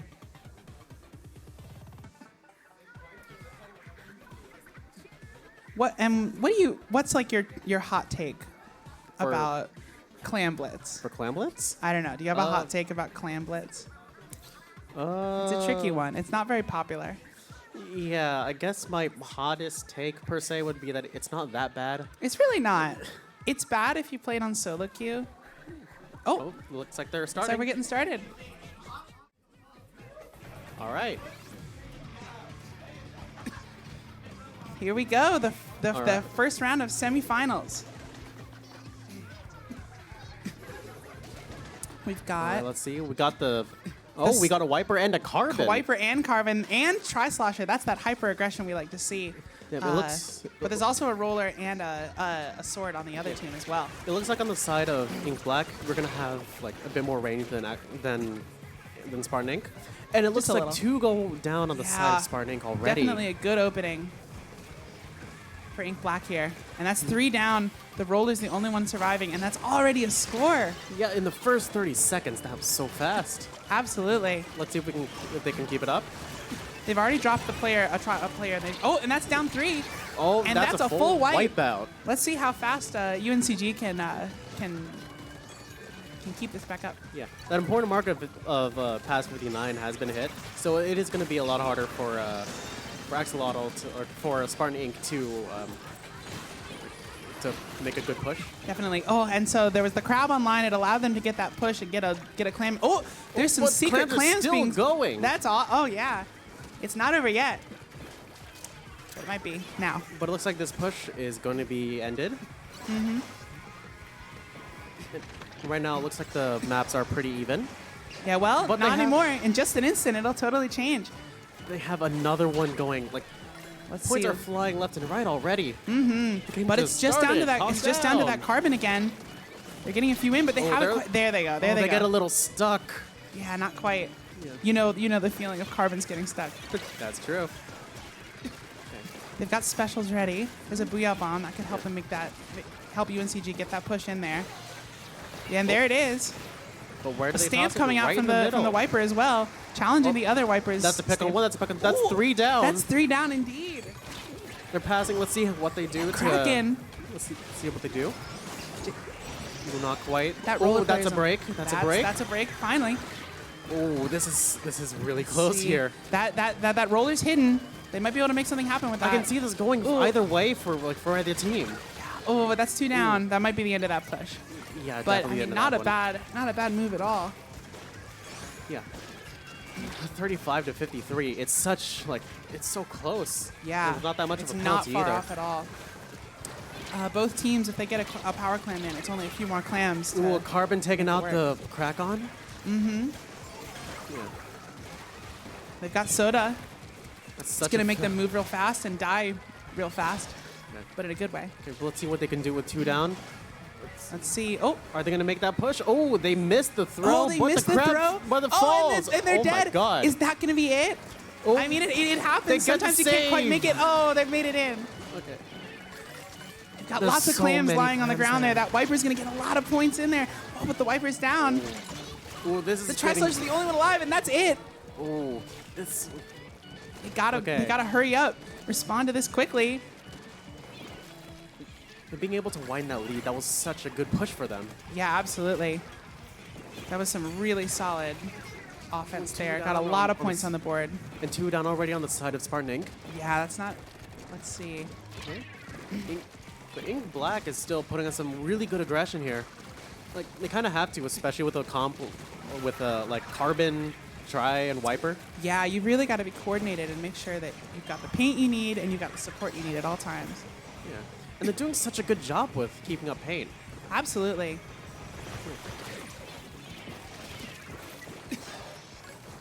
They've got a ball ready, but it looks like the roller's trying to make moves in mid. Ooh, It's- and that's oh, a trade. roller for roller trade. Booyah's coming out. See if it can create an opening. Looks like they're going for the carrier. That's 2 down. That's 2 down on Ink Black. Yep. What do they know about this guy on the stacks here? Oh, the carbon then gets that's a got. 3. That could be a huge opening for UNCG That right was now. a 3-on-1 deal. Absolutely. All right. Sharking on it. Oh, Ooh, but the Axolotl. Stamper gets like, Oh, that So many hits. Stam's getting so much mileage. yeah, and that's the end of that. Ooh, But this is still that like, rock solid offense. but even as it hits 40 seconds, it's still doable for either team. It is. Yeah. They lowered penalty, that. the penalty can like work so much, and during that, Ink Wow. Black just gets it. They just need one more. we had a blackout at just the right Oh. time. Oh. It was like a magic trick. Spartan Ink is putting up such a hard defense here. Yeah, just barely they- holding on, one claim away from from losing. Yeah, Spartan Ink's gonna have to work so hard to squeeze out this win. Yeah, they gotta get regrouped, but that slosher was keeping them engaged. Well, let's see. They have a power climb. Can they do make have a this in power climb. overtime, or will Ink Black? They got one pick with a Kraken. Will Ink Black take this home? We'll see. Oh, It's not over yet at the all. Kraken's getting so many picks here. Yeah, that's absolutely huge. They got- Oh, they're going to the that's crab. two down. That's still. That hammer. Oh, overtime's almost over. But no one's got the They're gonna ball. need No to one's got throw the it ball. now. Oh, just Oh. barely. A few more seconds, and they might have been able to get that push started. But that's another. That's one win for Ink Black. Whew.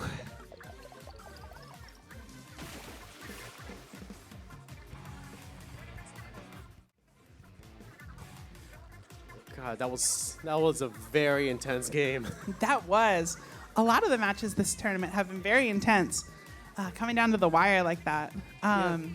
But yeah, like just a little bit more time for UNCG, and they might have been able to break through that. But I feel like Ink Black shows that a good offense is the best defense. Yeah, definitely. And both teams are so good at just offense, defense. They've been having they both had such a close game there. And I'm pretty sure both teams had some pretty close games. I didn't see all of them, but I'm pretty sure that the ones that I saw, they were pretty close. Yeah, absolutely. Yeah, we definitely saw aggression from the Wiper, but also from the Carbon Roller for sure, and from the Tri-Slosher. Of all three of them on Ink Black, definitely were making good decisions. Yeah. But it looks like both teams have a solid composition.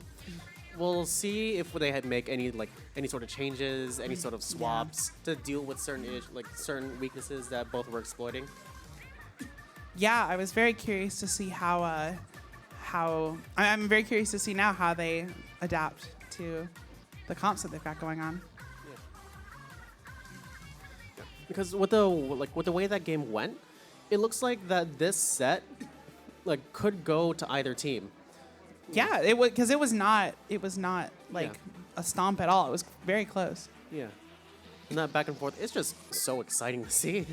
Absolutely. It's awesome.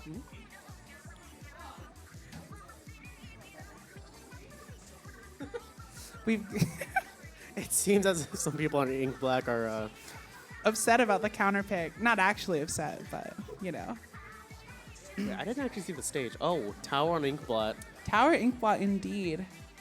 Okay. Yeah, I think we pulled that one out as a counter pick earlier when I was playing for UNCG. Yeah. So against them. So Yeah, Tower Tower and Ink Blot. I think it's pretty okay. I think Inkblot is a solid map. The only tricky thing is the semi-choke point to get onto the enemy's platform. But in this map mode, they have a block that you can get onto to flank it a little bit. So Yeah. we'll see how that goes. Yeah, they do have that rail, which does mitigate. Oh, the rail some- too. Yeah. Or yeah, the I was rail. thinking about the block Oh yeah. on the yeah. other side of the Oh, yeah. platform. Oh wait, or does that rail exist in Tower, or is it I think just the in Hamlets? rail might be there, but I know the block's there on Tower. Yeah. But yeah, they still have multiple ways to get onto Plat. Looks like and we're it looks getting like they're started. starting. All right, let's go.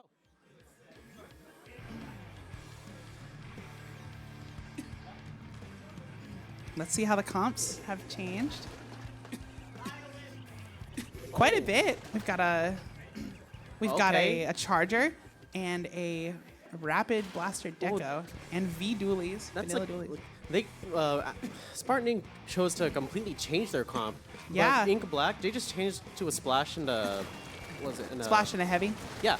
Yeah, fairly similar vibes from them, but a little bit more defensive on UNCG's side. Yeah. Already 2 going down for UNCG, but 1 is down for Ink Black here. They built such a fast crab there. Yeah, that was a speedy crab, and it definitely got some value. The roller's going for picks on the stack here.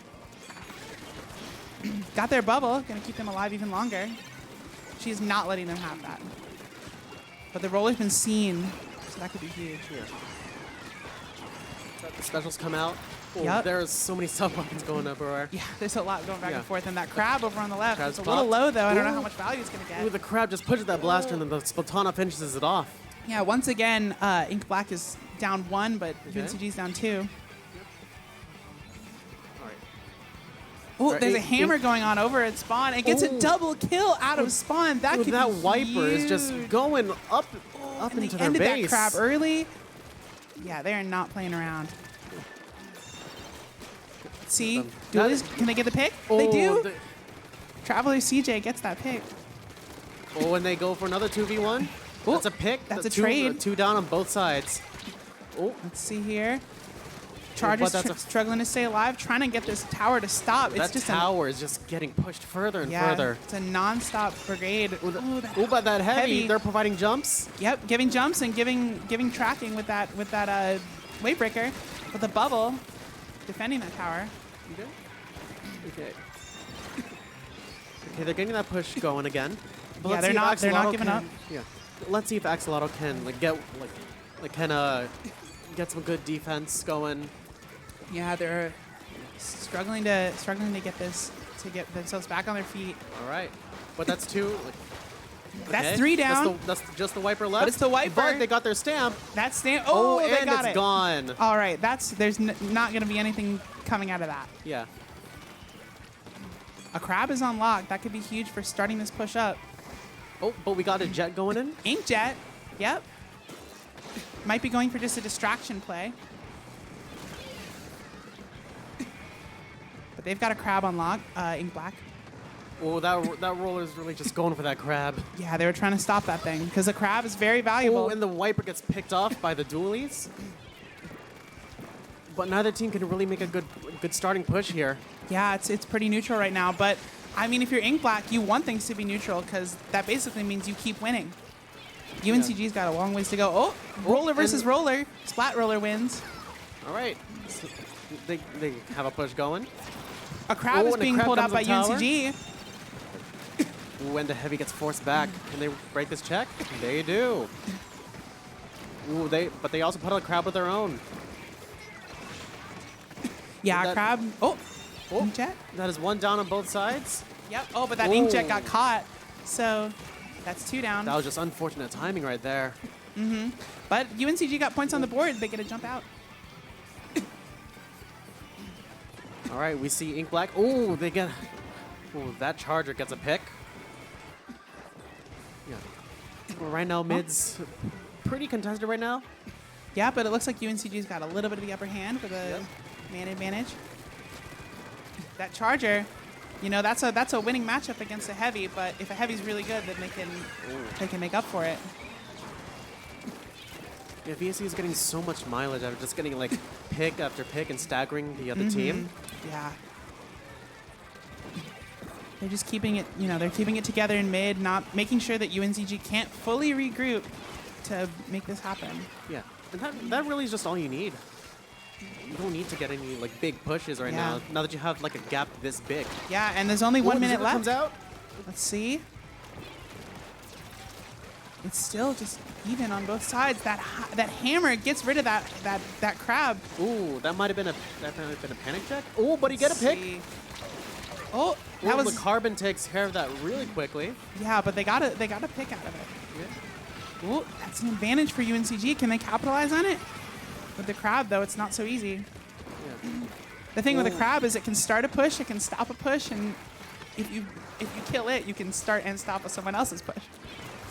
Oh, we got a wiper going. Oh, Yeah, the wiper's all the way up. They actually are pushing the tower near the end of the game, making absolutely sure that UNCG has as little chance as possible of getting this lead back. All right. But we got another overtime push.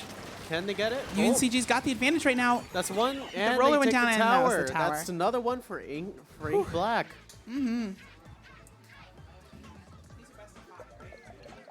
All right. So that's 2 up for Ink Black. The best of 5. That's gonna be. If they can win 1 more, then Ink Black takes it. But if UNCG can win 3 more, they'll get the reverse 3-0. Oh, sorry.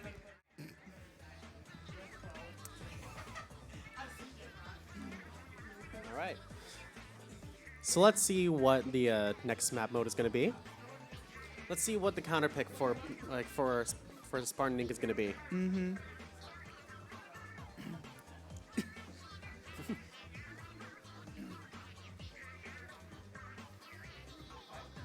Yeah, I think that MVP probably like on the side of VA, like on the side of Ink Black. That like, I'd probably say it's I mean that Splatling and the Jet was really getting some mileage back in that tower game, but that Wiper was getting so many picks, and he's really good with that stamp. That's what I'm saying. Like that, they're just really oppressive with that special, and I almost wonder how much of it is like an underestimation thing of like, you know, like if you're used to seeing a Wiper only being able to accomplish so much, when suddenly one's getting double kills, what are you gonna do about it? Mm-hmm. Yeah. And on the side of Spartan Inc., I'd say probably the I guess the MVPs. I'd probably say well definitely JP. The roller plays are just like so threatening to the other team. Yeah. Especially if she's allowed to shark, which is something that something that CJ fills in very well.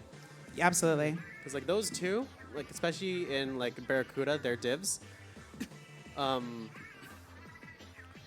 like CJ just provides such good paint support for JP, which allows them both to do their own thing. Yeah.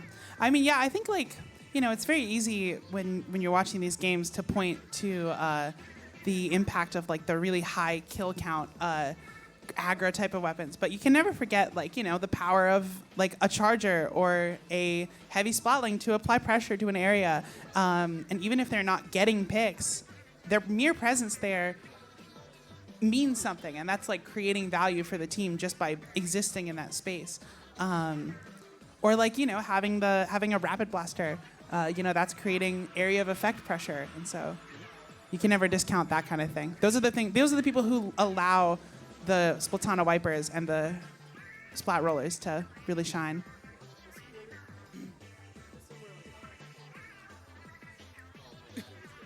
Oh, one of the microphone batteries has died. It's all me.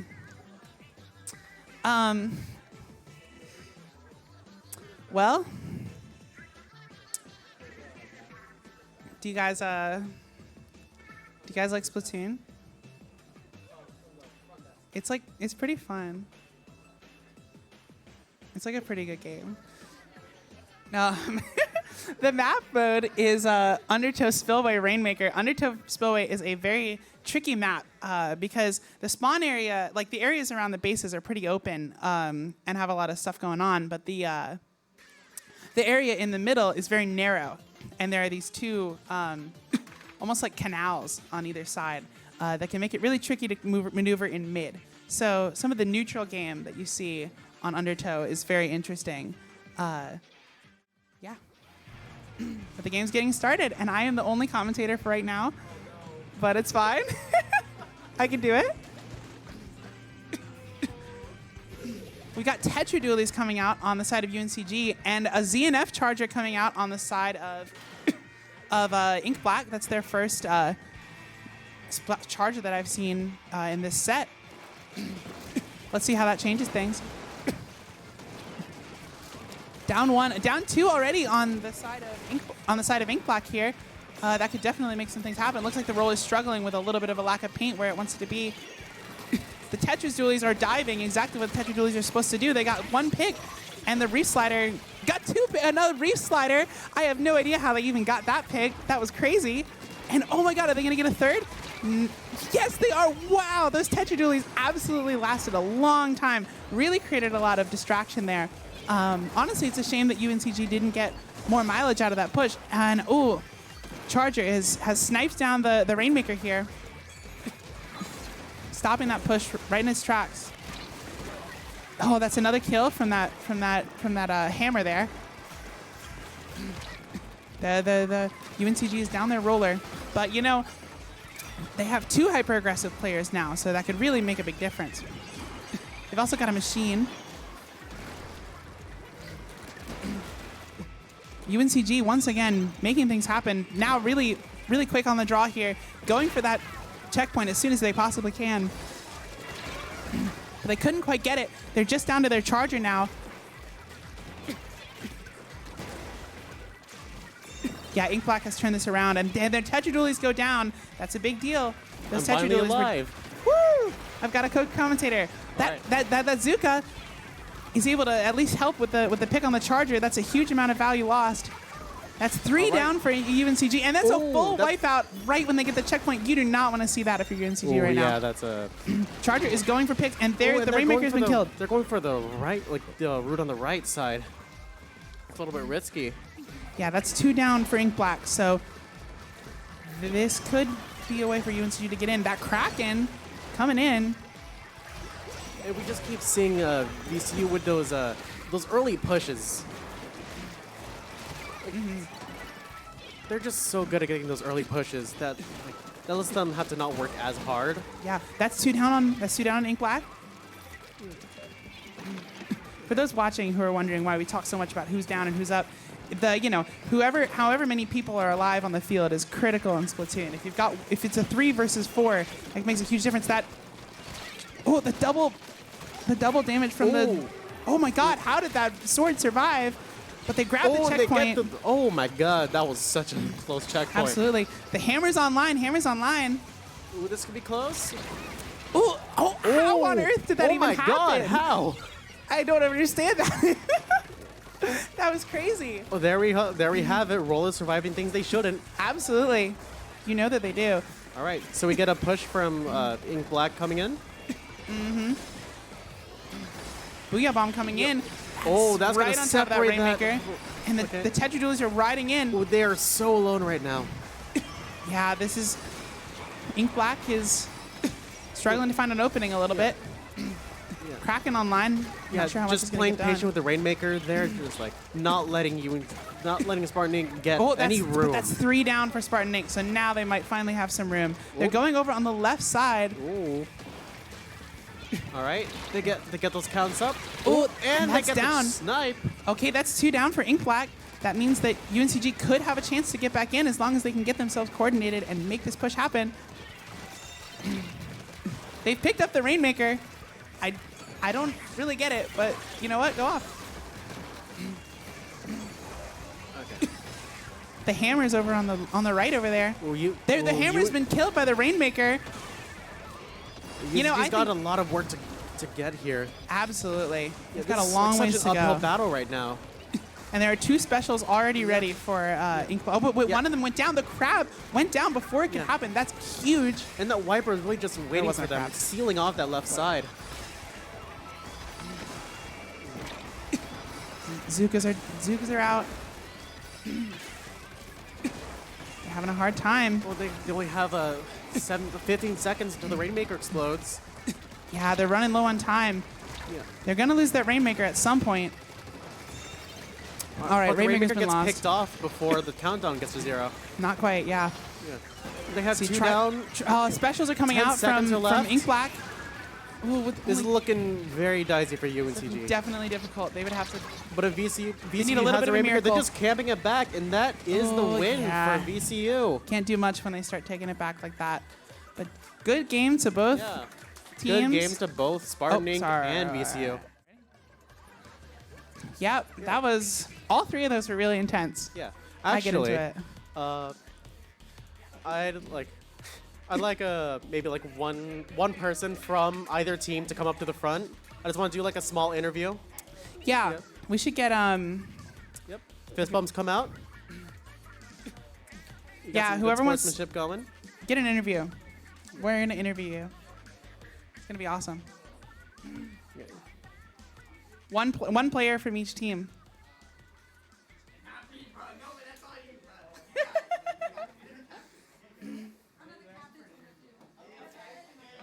How are we gonna do this? Or Like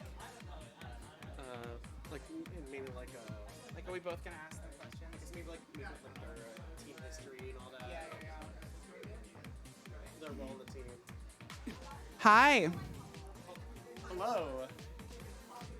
Hi. Oh, sorry. Yeah. Cool. Yeah. Alright. So what's your name? My name is Novadin. All right. And you're a tag. Your tag or Oh, is it the my same? tag is Novadin. My Oh. name is Will. Oh, okay. Okay. Yeah. Yeah. I see. So what weapon do you play on? What weapons do you play? I was playing Neosplash for that set. I played Try Nouveau for Mako. So. I see. All right. So how would you describe the way your team, like just a general like team like synergy, I guess? So team synergy. So we play kind of a hyper-aggressive comp, so communication's very important because you need to be able to know what your other players on your team are doing at pretty much all times. That way you can follow up on maybe picks or people get chipped. So you can just come in, just barrel through and power through their defense. So we kind of have a lot of synergy going with our team, which is kind of necessitated by the aggressive comp. Yeah, being aggressive like that, it really takes so much coordination. Yeah. Yeah. Like, and how did your team like how did you guys meet your team? The other team. So it all started like back before Splatoon 3 came out, and we were all getting kind of really excited about it. There's a lot of buzz going around in our VCU Esports Discord server. So we had actually our previous captain Bailey made an interest forum to try to kind of get hype up for a competitive VCU Splatoon team, and eventually became a reality. And we ended up having tryouts, and this is the roster we got. This is back in September, right when the game came out. So we've been rocking the same roster ever since. All right. This seems like a really good bunch. Yeah. Yeah. And to end off this short interview, I guess one quick fun fact about your team. Fun fact about our team. I guess this is our first invitational. We've never played on land before, so this is kind of an exciting experience for us. Yep. Yeah. Well, congrats on the win. All right. Thank you. Yep. Thank you. All right. Can we get one from Spartan Inc? Oh, I You didn't guess we even got a play. conflict of who's being who's being interviewed. I mean, that's true. Everyone on UNCG wants to do the interview. I guess we're doing CJ. Hey, I'm Traveler CJ. Yep, that's his Traveler CJ. We know each other because we go to the same school. But what'd you think about that last match? Well, no matter what, I enjoyed myself at the end of the day, and Yeah, hey, I still got it. that's what matters. I And thought you, it was rusty on dualies, but you still got it. So how's the on your team, Barracuda? Normally, what do you think about like how do you feel about you guys' like team coordination? You know, how do you guys make it work? And like what's sort of like the philosophy you guys kind of have? I'm actually not sure about the philosophy. But in terms of like team synergy, Hold it a little closer. oh, in terms of like team synergy, I usually try my hardest to match whatever everyone else is trying to go for. Mostly because of that, I've often was known for playing dualies, especially during one of our tournament matches actually, where I played VDS and V dualies, and then Gotcha. eventually it turned into both dualies and wiper. So it's mostly my philosophy it usually is to try to support whatever they're going for and to go all out on it. Yeah. How did you feel about the Wiper duel there versus Ink Black's Lux? I respect their Ultra Stamp. Gotcha. They play it well. What's your like competitive history? Well, before Barracuda formed, I was mostly in the original Spartan 8 team, where it was with me, this guy here, Kyle, the captain, the nice lady Bagel you just saw, and Who was vying for the microphone spot? a guy who was here, but he was all right. But he unfortunately had to leave really early into this whole tournament. Gotcha. And eventually, thanks to our lovely coach Phil, the one who's actually organizing this after all, this It's Phil. This person right here. They are our We're now hero. all here. Barracuda formed. Axolotl Airlines formed. There's now just two teams just hanging out and trying to do their best. All right. Well, thanks for the interview. I don't know. Do you have anything you want to ask, Kyle? I'm good. Okay. Yeah. Well, yeah. Thanks for watching round one. Yep. We will have a short break to get the teams changed, and we will see you guys after the break. Also, I forgot to update the score. Don't kill me.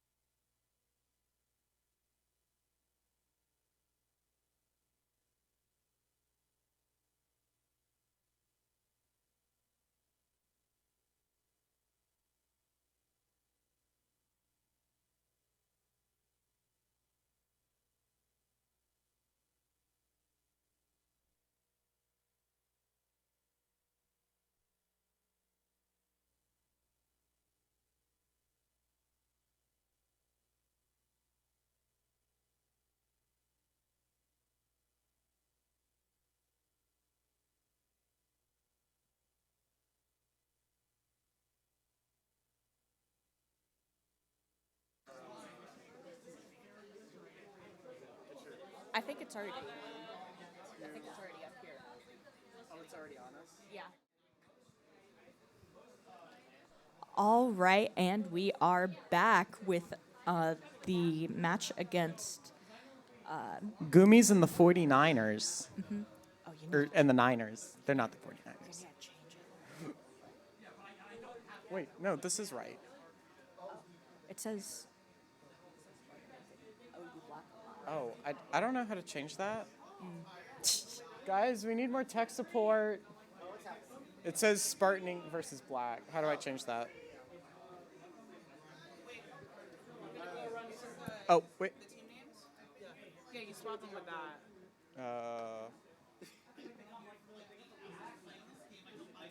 They're Gummies and they're Niners. Round one.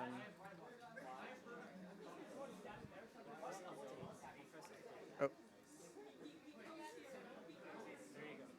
There we go. Okay, we're good. We're good. All right. Looks like our first map is going to be Brine Water Zones. What a fun map.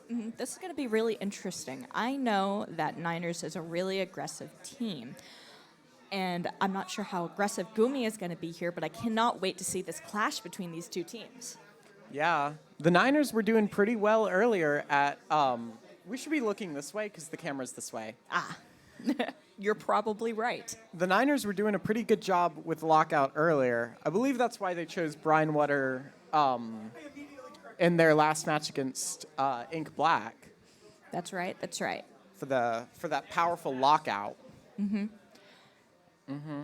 Definitely. Brine Water is a really good map if you're pushing. It can be kind of hard to get back into once you're pretty much locked out because they can get really close to spawn in that map. It's an extremely difficult map to get locked out, or for a lockout. Yeah. And I do know that Niners definitely favor pretty long-range weapons. They have a really good snipe, and they also have a pretty good ranged blaster as well. Here, let's you see got to put it closer to your face. Ah, I see. Is this better? Yeah, I think so. All right. Is it good? You guys in chat think it's good? Can you hear us? Nobody's saying anything. Yeah. All right. What? So let's see how Gummies are going to be able to do this. Sorry? I'm really excited to see how Gummies are going to fare against Niners.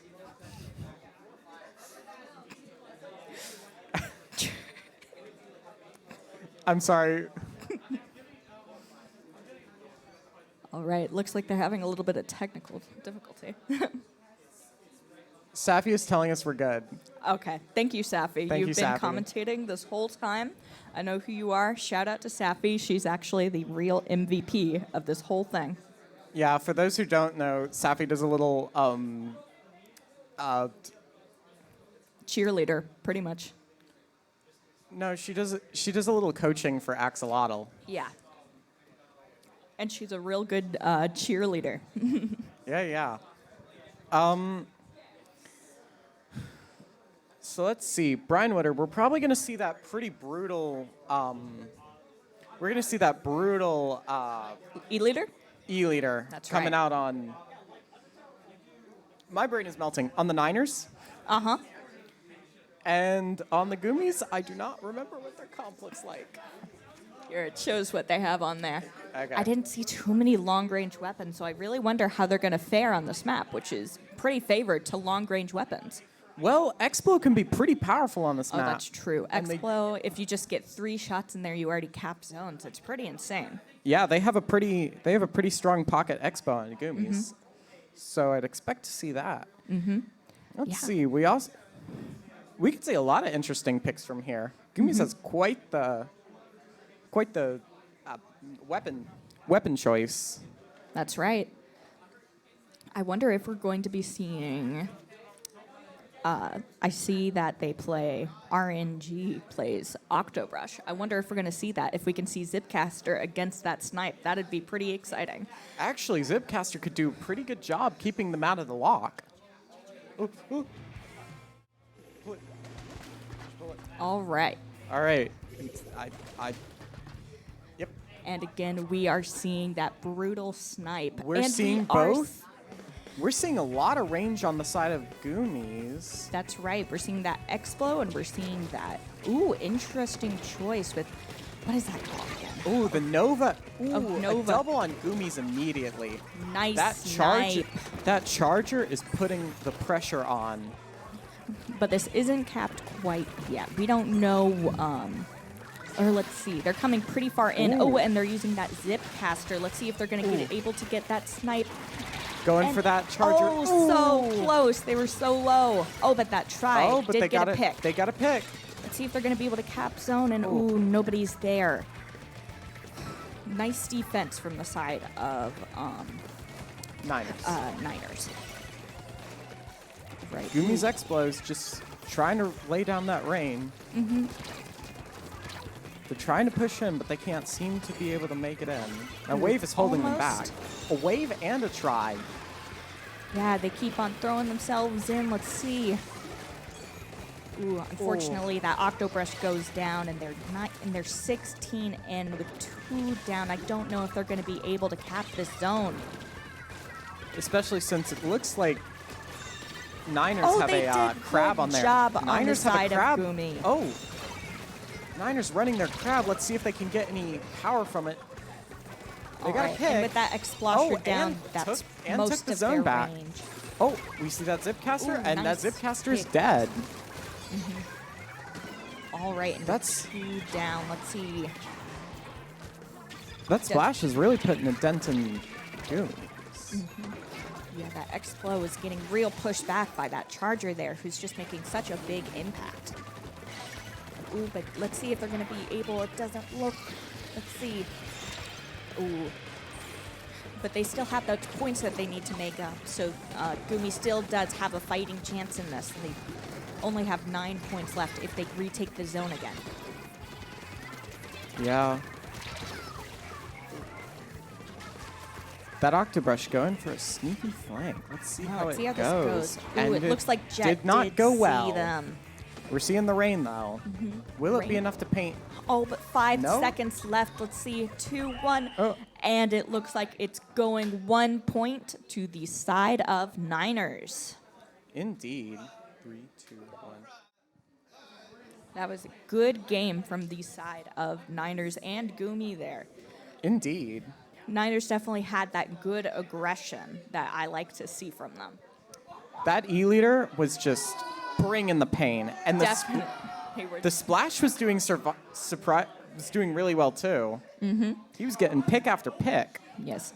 The Explosher was doing pretty well, definitely trying to get that paint there, but it's hard when you're getting so much paint thrown on what you've already painted for the Explosher. Unfortunately, they just couldn't get that paint on the zone, which led to them losing to Niners. But there's still another game in, so well, 2 more games technically, but they still have a fighting chance here. And let's see what the next map is going to be. Splat Zones on Flounder Heights. Now, This is an interesting pick. Now, I'm not a backliner, but Flounder is not the greatest backline map, if I'm correct. Yeah, I am a backliner, and it depends, really. Some backliners can do really great on this map. However, me personally, not the best. It's not my favorite. But let's see how Gumi does, because if you remember, this is Gumi's pick. Yeah, I'm really excited to see how they're going to be able to do this. Yeah, I think we're seeing some counter pick here with the Flounder Heights to take care of that, the Charger, and also keep that crab off their back. That's true. But that also means that I think that the Jet Squelcher is going to have kind of a field day. Oh, that But is let's- correct. What else do they have? Range Blaster can have some pretty intense. That's right. I think Yeah. that both sides are going to need to watch out for all the flanks that you can make off on this map. Absolutely. Real easy map to flank on. You just got to be aware of it. This is another 2-zone map, though, so. What am I doing? Oh. Niner. As you can see, I forgot to update the scoreboard, but now it's right. It's good. Oh, All right. swapping it in game. 3, 2, 1. All right. Hey, seamless. As we can see, the battle is starting. Let's see what each team brings. Now let's see if this is going to be able to take care of that pesky snipe. We're seeing the Flingza. Ooh, that is going to be interesting on the side of Gumi. You see, the Flingza is a weapon with Tentamissiles, which are the worst to play against. They can be shot from anywhere and at everyone. Very fair and balanced. Yes, it's it did get a little bit of a nerf, That but it's still slosh- extremely That slosher gets an powerful. immediate pick. This is a really good slosher map. Yeah, that's right. Ooh, and the 2 down. Let's see Ooh. if they're going to be able to cap this zone of theirs. That Flingza trying to paint Nice. the zone. Looks like, ooh, nice. This is going good on the side of Gumi, but ooh, that tri-slosher goes down to that squeezer. Bit of a pass. Ooh, and nice try. Nice try by the side of that. We're seeing those missiles come out. Let's see. We have a crab ready on the side of Gumi's. Gumi is doing real good, and I see that They're dropping Niners that- is struggling to try to push them off.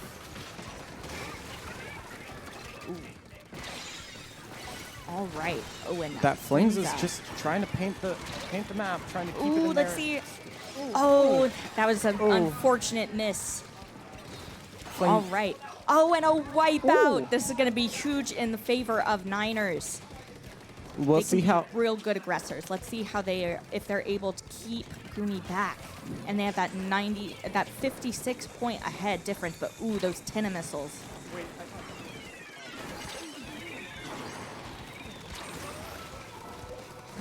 We'll figure that out later. No. We're seeing that try. That Oh, try nice coming on the in side with, of Gumi's. taking it back in the yellow's favor. We see a cooler coming out, giving everyone increased speed and respawn speed. As they just try and defend this zone. They have lead. They're trying to keep them from capping. Ooh, so close. Let's see if they can get this. Ooh. And the points are starting to count down again. Ooh, Nice Trizuka's kill. gone. Explo gets the pick. We'll see how Gumis can capitalize on this. Oh, there we go, seeing those missiles again. Oh, those missiles. They And can the be wave. a real pest. We're seeing a lot of good special coordination on the side of yellow. Gumi is doing great. Let's see if they can keep this up. That Flings is actually doing really well. Ooh, let's see if this crab can make any plays. Oh, but with 5, 4, 3. Oh, and they're able to get that zone at the third just barely- mark, but it oh, doesn't but they look got like locked it. out again. And it looks like Gumi just won, and they're 1-1 here. Absolutely. Yeah. Here, let me swap back to commentator. That was a great play on the side of Gumi's. Absolutely. Give me one. Wait, Gumis did win? What? Gumis did win that? Yeah, Gumi. Gumis won, as I'm told. I lost track of the teams. That was a very, very good fight on side of both teams, and Gumi was able to get that KO. Those missiles really coming in clutch. They really did. Literally a nightmare to play against. They Wait, can we be should look such this a way. pest, Get the camera but they up. did do really well for their side. Absolutely. And that counter pick against the counterpicking against the long range that the Niners like to do was probably the play. Ooh, but we are going to see Tower Ink Blot, which is basically the very opposite. That is correct. We just had another Tower Ink Block match, but they didn't have a snipe on that other side. Now let's see. I think this snipe is going to do really well on here. Let's see how Gumi is going to be able We'll to see if- counteract it. We'll see if they go with that jet like they did last time or bring that sniper back in, because this is a very powerful E-leader map. That is correct. You see, Inkblot has a lot of open space, and it has very far away high platforms, which makes it awful to try and take out that sniper. It really can be. But if you have They could still bring in that missile again, which can always displace every member on the team, which can be such a pest to fight against. But it You is gotta also move. really, When the missiles really are launched, valuable. you gotta move, or else you'll die. That's right. I'm so interested to see what they're going to have here. Absolutely. Kind of hope to see that Nova again. I love seeing a good Nova player. Yeah, very interesting. I think I've been against a Nova in comp maybe once or twice. It's so interesting to see one again. It's not the most accurate weapon, but it does have nice range and decent painting ability. Has pretty good painting ability. And a quick whale on top of it. Very quick whale. It's probably the quickest whale in the game, which can be really... Ooh, and it looks like the battle is about to begin. Let's see what we got going on. We're seeing a heavy and a blaster, and that beautiful Nova once again. And that E-leader coming back in. Oh, and we're going to see Peachy on that blaster again, which can be really difficult to go against. Ooh, I didn't even realize we're seeing a blaster. We're seeing a blaster on each side. One's a long range, one's a regular. And the blaster, which we're going to see on Gumi's side, has bubble, which can be really helpful on tower control. When it looks like, but 3 down, and they only have that Nova to help them, which, it doesn't look like it's going to do much good. That E-leader, that E-leader is absolutely devastating. Oh, and with that crab, which is going to be really, really valuable. And looks like it's going to take out, almost 2 people, but looks like one other person got that pick from them. But it looks like they just broke in that first checkpoint. The Niners... The Niners pushing in strong. Oh, and it looks like there's 2 down on both sides. Let's see, but Niners isn't on the tower right now. Let's see if they're going to try going back on. That T-Tech just trying to hold mid after their team is waiting for their team to respawn. We're seeing that E-leader push up pretty far. Yeah, it's What are they really trying to do? I think that they're trying to get onto one of those blocks, but That Heavy's doesn't doing some look like decent there's an damage. opening quite yet. Ooh, nice pick from Heavy. Ooh, stopping the Ink Strike before it gets its third off. That was a nice pick. Looks like the E-leader and the Heavy are having. But it looks like the E-leader. That E-leader may have died, but those picks are nasty. Unfortunately, with that devastating long range. It looks like they're going to try doing a crab again, right in that same position. Second verse, same as the first, running in with the E-leader and then crab Great to help push team that tower. coordination there. All right, and they're almost onto that second checkpoint. It doesn't look like that Nova has a bomb that can contest that tower, unfortunately. Ooh, and that pick from that E-leader. Devastating. Nice. Ooh. Beautiful, beautiful. Ooh, that miss. That wave breaker. Oh, he's waiting. Didn't grab a pick there. He's marked, though. Looks like that leader is just trying to get that try, but it's just too far away. Ooh, and that try did get that nice pick. Gumis just can't break the impregnable defenses of... Ooh, unfortunate. Oh, Blaster show off, and the normal V Blaster versus won. Blaster. We see OG beating range.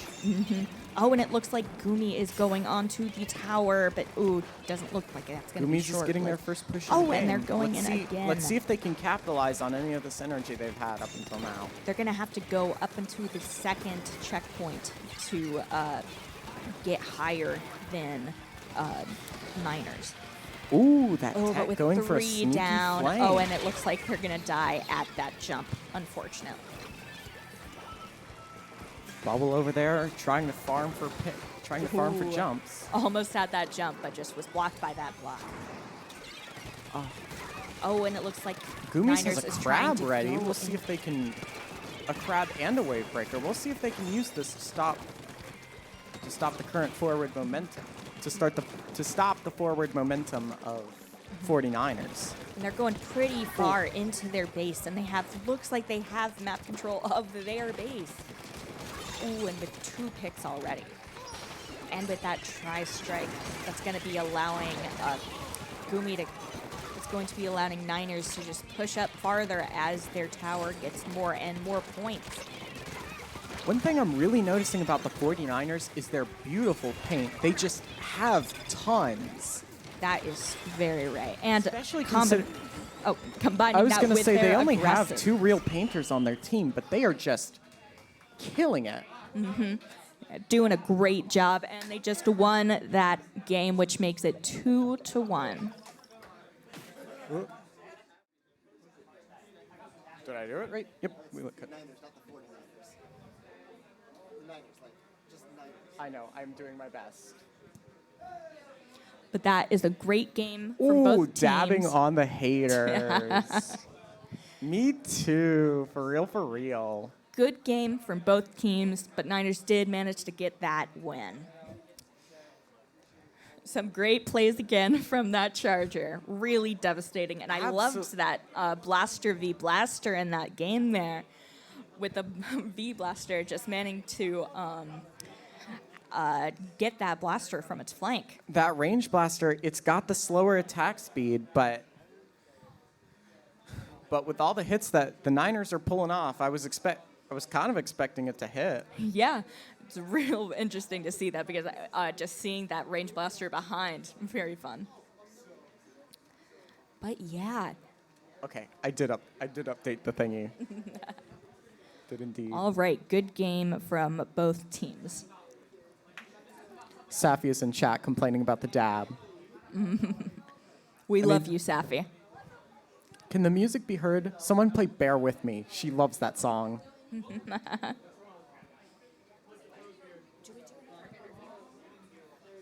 I don't know, but the set's not over. Wait, yeah, it is. No, the first one, so we're having a little confusion up here. So the first set was only 3, or the first few sets were only 3 because they were small. Like, since these are finals, they're best of 5. Oh, great. So we're going to see at least one more game out of these guys, unless I'm wrong, in which case, no one's calling me out. All right, so we're actually going to keep going. We are? Yep. We are seeing zones on Mako. Have we seen zones on Mako on the stage? I know we've seen Mako be played a couple times. There was one game in the pool with zones on Mako, but that was not streamed in the chat. That's right. That was us. We played earlier. And we actually were playing against Niners, and they did great. So let's see how Gumi is going to do on this. I'm very interested to see. We'll see. This is another... I expect that we're going to see that squeezer again, and we're going to see that really, really good Trizuka. I kind of hope we see the X-Blow again, because this is a pretty good X-Blow map. That's true. Zones is really good for X-Blow. They can get a lot of paint very quickly. It's got a lot of positions where it likes to hang out in, and it's got a lot of... The X-Blow is going to have a lot of place to play around with and hide. Mm-hmm.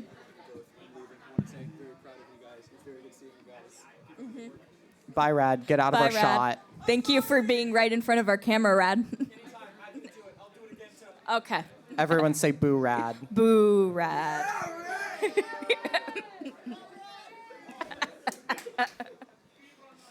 Oh, we're going into the game. 3, 2, 1. Seamless transition. It was seamless. You saw nothing. And are we seeing that We're X-Blow? seeing We that. are. Ooh, there we go. No We're seeing a lot of sniper paint on the here. side of... We aren't seeing that sniper here, which I'm actually very surprised about, but we are seeing that jet, which is going to add a lot more paint. Will the paint be worth the loss of DPS? Because that charger is devastating. That's right. We're seeing that X-Blow. Ooh, wow, we're seeing a delayed 3 on the side of Gummies. Mm-hmm. And an immediate take of the zone. Mm-hmm. Will Goomies be able to take it back? Oh, wow. Oh. That Excla is just being pushed back by that crab. And oh, they didn't see that bomb. Unfortunate. But they did get that rain in Just just at that barely. last second. Just to see the tri-strike. And was that a Zuka? Where's Both that members coming from? of Gumi are being pushed back into a corner, quite literally. Oh. Ooh, and with Let's see. only That 20. X-Blow's coming in, trying to put a little pressure on and paint the zone a little bit. Trying to get that rain. All right, and they're going to pop that We're gonna rain. see the Let's rain. see. We're gonna see rain pop off on both sides as we get into the last 5 seconds. 4, 3, 2, 1. One. And we it s- looks like We see a knockout from Niners. that's a good game from Niners. Niners gonna take the set and move on to finals against Ink Black. I think so. we're going straight to finals with Ink Black. Yep, finals with Ink Black. All right. And are we playing the last match again? Okay. And we will not be playing the last match. But that is a good job from both teams. See, for the people at home, what you mean by we will not be playing the last match is we on UNCG will not be playing because Yes. we lost. But we're going to be seeing that rematch against Niners and Ink Black, which I am excited about. Absolutely.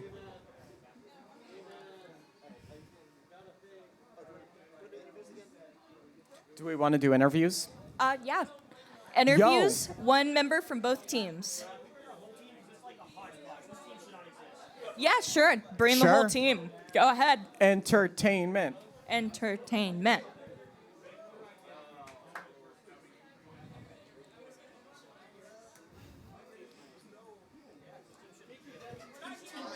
So I keep on hearing, come so that the camera can see you guys. I don't know. So you guys keep saying that this team should not exist. Would you like to introduce yourself? You gotta like eat the microphone, by the way. Okay, so to kind of explain this, what ended up happening is that so we're like us two are part of Niner Esports from UNCC, and a lot of our members just ended up not showing up. But these two people from Squid Surge came in clutch very hard for just coming in and helping playing, and I just really want to thank them for coming in and just helping play because like we've gotten very far, and I'm just glad that we were able to play together. I don't have any. Oh, yeah. You can all speak. Who else wants to speak? So do you guys want to introduce yourselves? Yeah, we'll start this way and come over. Sure, Kisa over here, resident backline of Coastal Squid Surge, and now UNCC Niner Esports. God, that's a mouthful. Yeah, this team was made on short notice. I did not expect it to go this well either, but it kind of works because it kind of works since like the other two are kind of like basically dropping replacements for our normal teammates. So it's basically like smooth sailing from there, and we just popped off hard, more or less. I mean, we're doing fine. More or less. I did not expect to do this well. You I'm said also you're kinda the tired of playing this for like 6 hours. God, this is too much Splatoon for one day. You said you're the backline. Does that mean you're the scary charger? Yes. Cool. We love E-Leader. We love shooting halfway across the map. Yeah, I should not have been doing as well as I have been. I completely changed up my sensitivity right before playing. And I've basically just been playing Stamper since like 2 weeks ago and hadn't touched Splash. And now I've just been playing Splash the entire time. So, don't know why that's working, but it is. I'm Peachy. I'm with Kiza. I'm the vice captain and resident range blaster of our team. Yeah, this team shouldn't work. We were not supposed to play today. We were just here to watch. And then these guys were like, we need 2 people. And happened to make up for the Splash and T-Tech comp that we normally run. So it's pretty smooth sailing, I would say. Go to teammates. Well, you guys have been doing great, and you're actually going to... Next up is the semifinals or the finals? Finals, I think? Finals?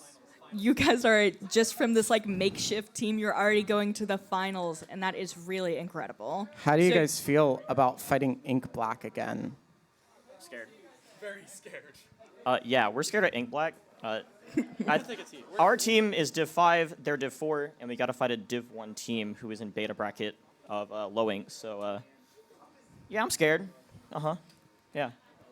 Well, win or lose, you guys have made it so far, and honestly, seeing you guys have been amazing. So yeah, round of applause. Round of applause. All right, and so one from Gumi.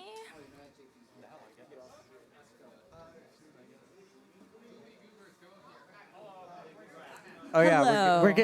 we're getting the Goomies up here now.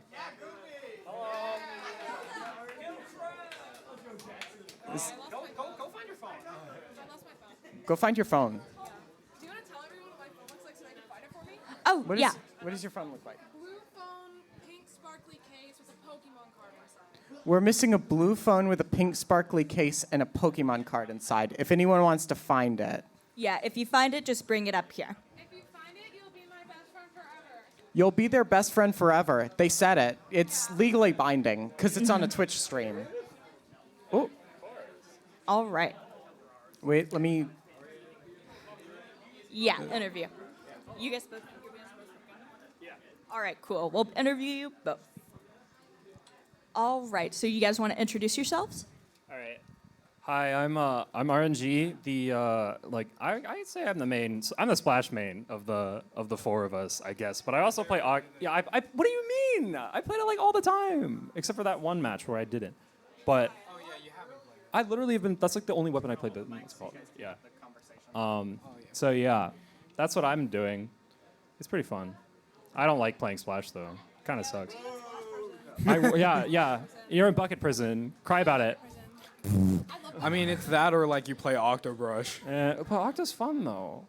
Yeah. It just doesn't work against CCS because they know exactly how to do it because we've been screaming with them for so long. Yeah. Okay. All right. What about you? I'm rare. I play too many weapons. Yeah, you do play too many weapons. Like, how many do I have so far?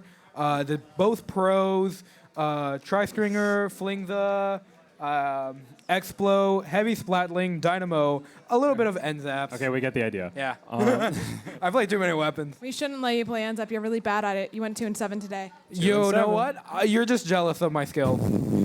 It's the 3 chumps that brought it home. Okay, buddy. I will say that was the only match we lost. Yeah, we never lost another match except for that one. What? Yeah. In that set? No, in our entire lives. NZAP is a wonderful weapon. You don't know what you're talking about. Enzap's a wonderful weapon, but not when Rare plays That's it. what I'm saying. I believe in the Chumps are Enzap. I good? just don't believe in Rare playing the Enzap. Well, maybe you just don't get I it. believe in you being in Splatling prison. I hate Splatling. They I made me know. play Splatling. I know. We make you play Splatling. I hate you for that. Yeah. We have an ongoing thing. Our Let me entire play team hates each other. Bloblobber. I want to play Bloblobber. You want to play Bloblobber? Yeah. You can't play Bloblobber- Bloblobber. I play Buckets. You're taking my thing. What do you mean? I play Explo. This is Okay, I'll probably never the play most Explo again toxic for you. team of the 4 teams that are here today. Yeah. Minnie, you're not getting more money. I'm sorry. You should give me $5 though. No, you fell off halfway through the match. One time. Introduce yourself. Let's introduce yourself. What do you do? Who are you? Kale. Yeah. Wise words. Thank you. All right, and once again, if you find a phone, bring it up here so that we can return it to its owner. Absolutely. And now we're gonna have a quick intermission before our finals. Absolutely. Let me just. There we go. Okay, bye, guys. Bye.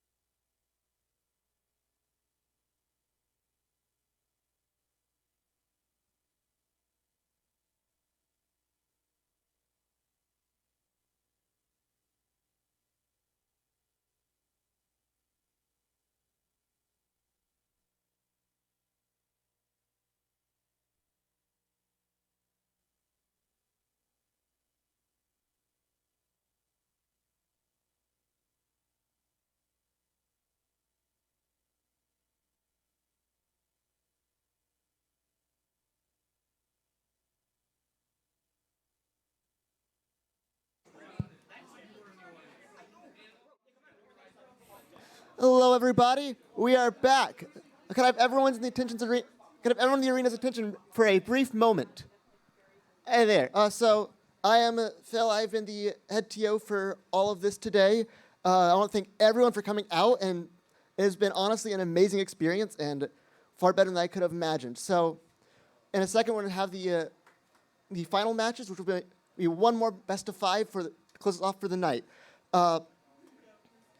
So a little bit of housekeeping. I want to remind everyone to log out of the Wi-Fi once you are done today. It is the UNCG Esports Wi-Fi. There's a limited number that can be on it, so make sure your switch is off of it by the time you leave. I think you have to go and actually manually log out.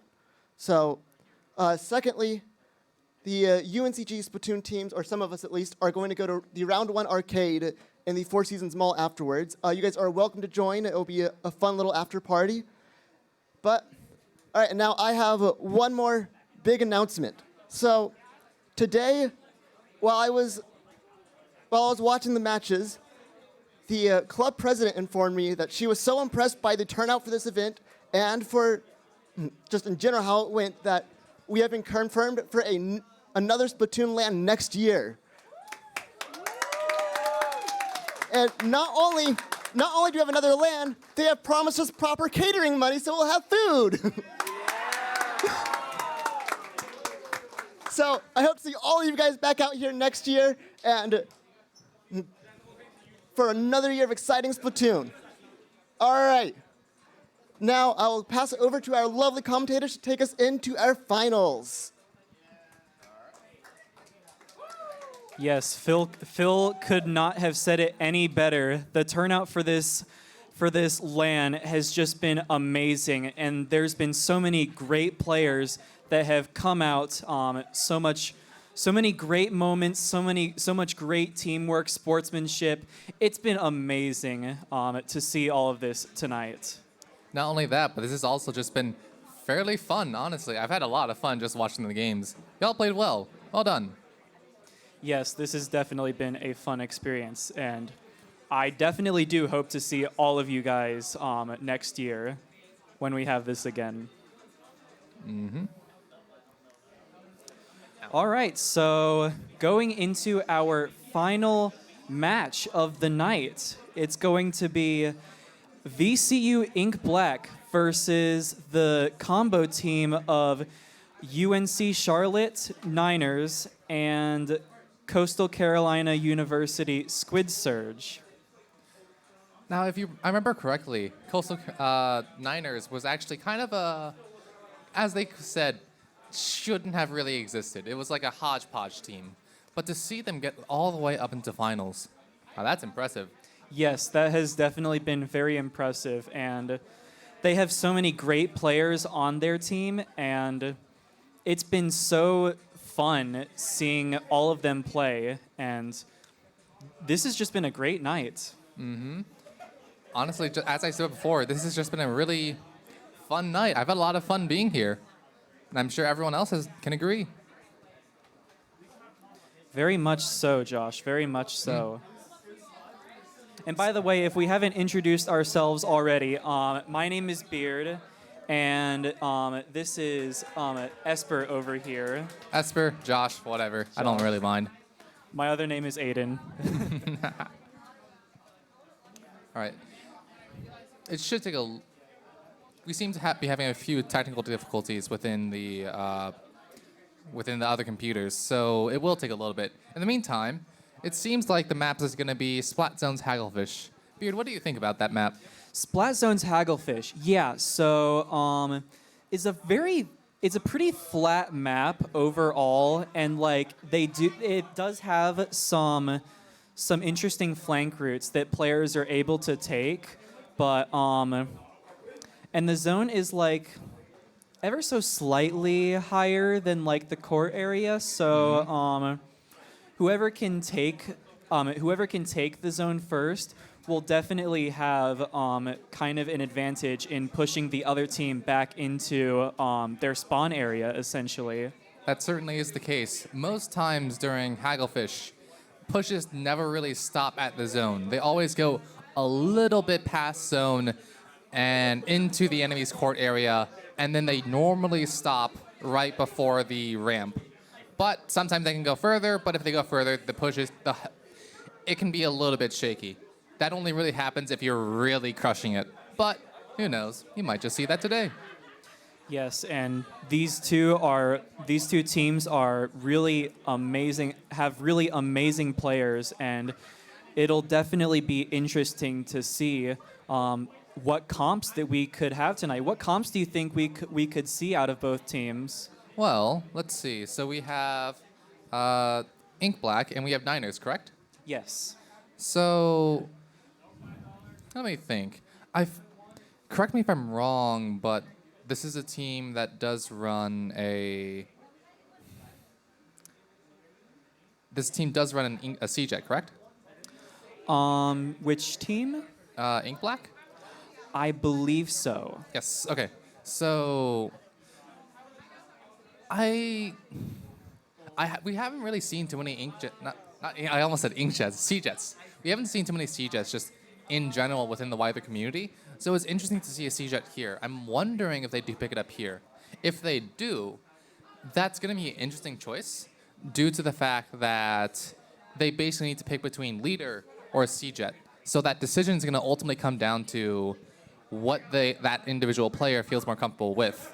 Do they like CJet more or do they like leader more? Or I guess the team in general.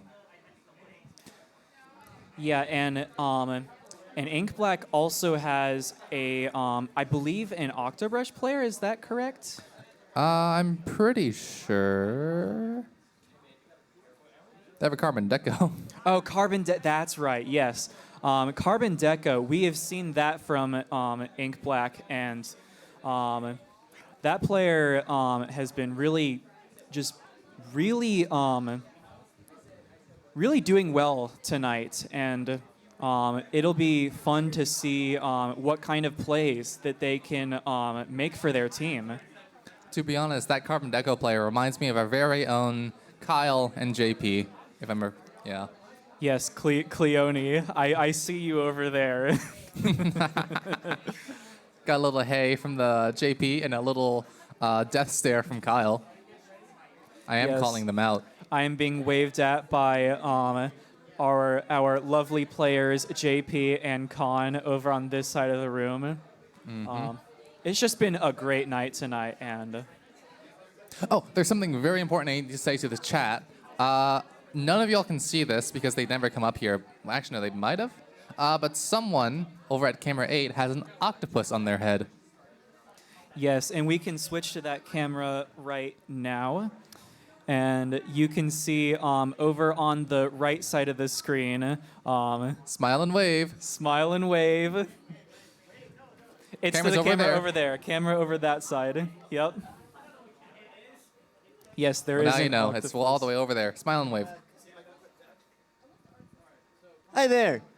Fill it back one more time because I forgot one thing. The wonderful JP over here has some Pride Squid stickers for sale. It is $4 for one or $10 for three. So go ask her if you're interested in some Pride flag squids. I saw some of them myself, and they looked pretty good. If you want to go get one, Yes, I'd recommend. JP not only is a great player, but also does really great art. So those little stickers that she has made are really cool, and and I really enjoy them. So yeah, if any of you in the room are interested, go talk to JP. Mm-hmm. JP being right on the left side. Well, I guess. Oh, okay. I thought match was about to start. Either way, JP is right over there. Regardless. All right, let's see. so it looks like the match is getting ready to start here. There's one thing I want to mention about Splatzone's Hagglefish. So, I see when it comes to places where backlines can stand, they tend to choose either the tent or the far left side. What do you tend to go for? I know you're a backline player.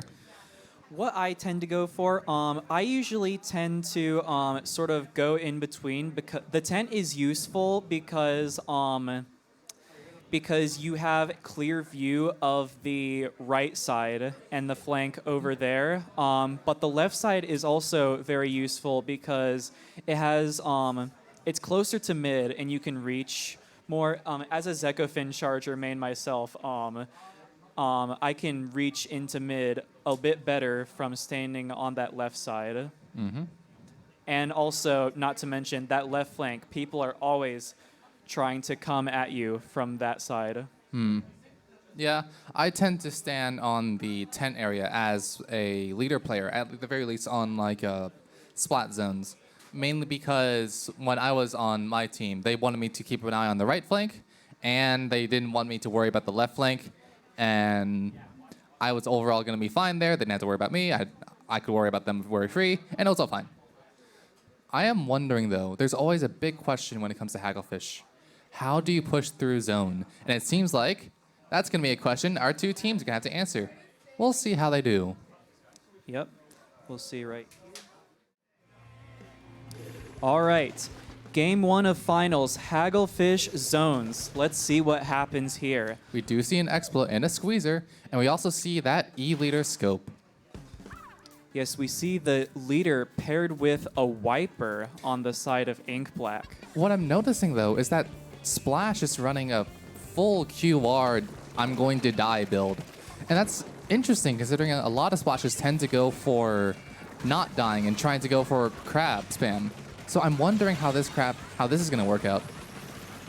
It will be interesting to see, especially since the crab has been made a little bit less powerful since the update, and Splash players have since pretty much it's more important for them to get into fights rather than relying on that crab all the time. Mm-hmm. We'll see how things go, considering the stamp gets popped, but immediately gets traded back. Immediately, and the squeezer is pushing in. How much can they get done with those strikes down? They couldn't really get too much done at all, but at the very least, got back with their lives. Seems that both teams are having a very even match so far, but the Niners and Squid Surge team is just a little bit ahead at 77 points, and they're going to continue to make points here. And while blue team over here, well, the zone is being flipped, but actually, no, that's stamp kill. But then gets traded back. There's so many trades, there's so many picks, and there we go. 3 down on the side of the Niners. And it looks like, yeah, that 4th player jumped out there. So Ink Black is going to have an opportunity to score some really big points. What I will mention, though, is this is a pretty low-scoring game until Niners wipe 3 and just got a delayed wipe. Another 3 down situation. That's tough. I was going to say that it's been 2 minutes, and we've only really seen both teams go down to 30 or 70 points. So it was going to be. I was going to say it was going to be a pretty low-scoring game until they defended that first push. And now with that crab, that could do a lot, but unsupported, I don't know how much a crab could do. Yeah, not too much. And the crab was immediately shut down by that leader player, and the player even got killed by that leader. And it looks like Ink Black is, with nearing that 10-point mark, they're looking very close to be finishing this game, and they do with the knockout.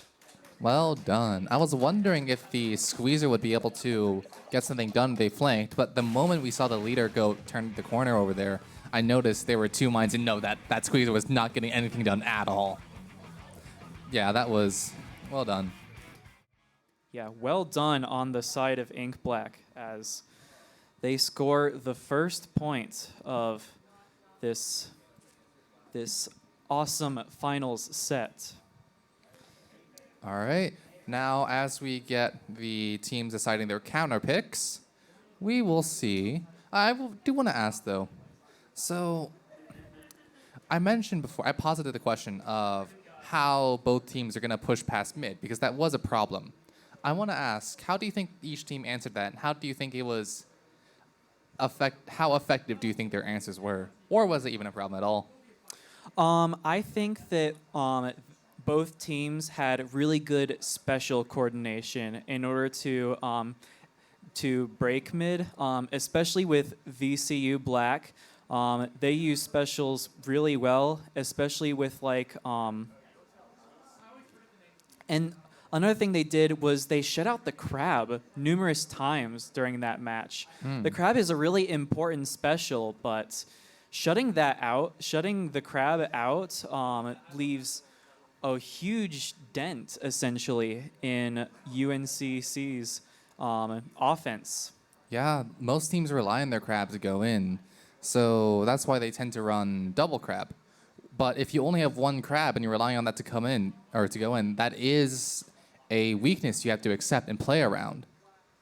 So in that situation, they just managed to exploit that weakness pretty well. But we do see that it's going to be Eeltail Tower, if I remember correctly. I believe so.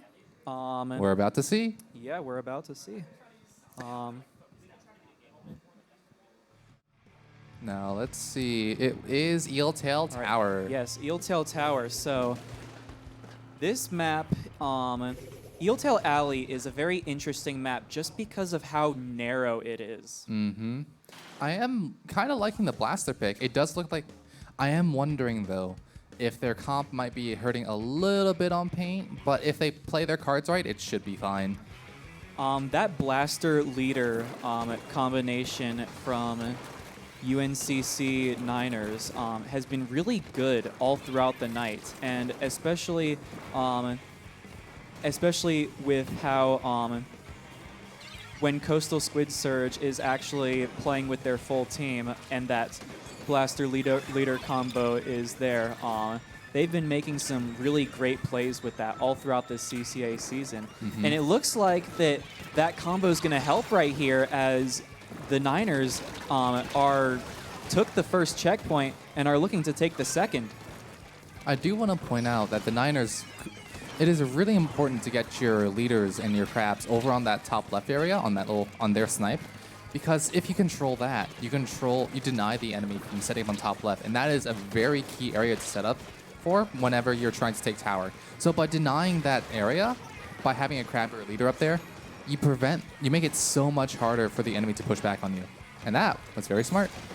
But we do see a stamp here, and they do get the kill. How much can the stamp get done? They're about to get another. Are they going to get? They do get another. 3 down. And now it is Ink Black's turn. Yeah, Ink Black is going to go past that first checkpoint, and they're hungry for more, coming out with those strikes. Now let's see. The strikes do get someone off tower, but those strikes actually get someone. Let's see what can happen from here. It does look like Ink Black could still push if they do manage to get this one kill, but it doesn't seem like they can get it, so I don't know if they can really push. Yeah, that blaster player was looking to flank a little bit there, but it looks like they were quickly shut down by Ink Black's defense and offense combination there. Interesting thing here, we do see the charger set up over here, and as I said before, this is a really key area to deny. So if Ink Black doesn't have any tools or doesn't use their tools to deny that area, that charger should be able to just snipe the tower worry-free.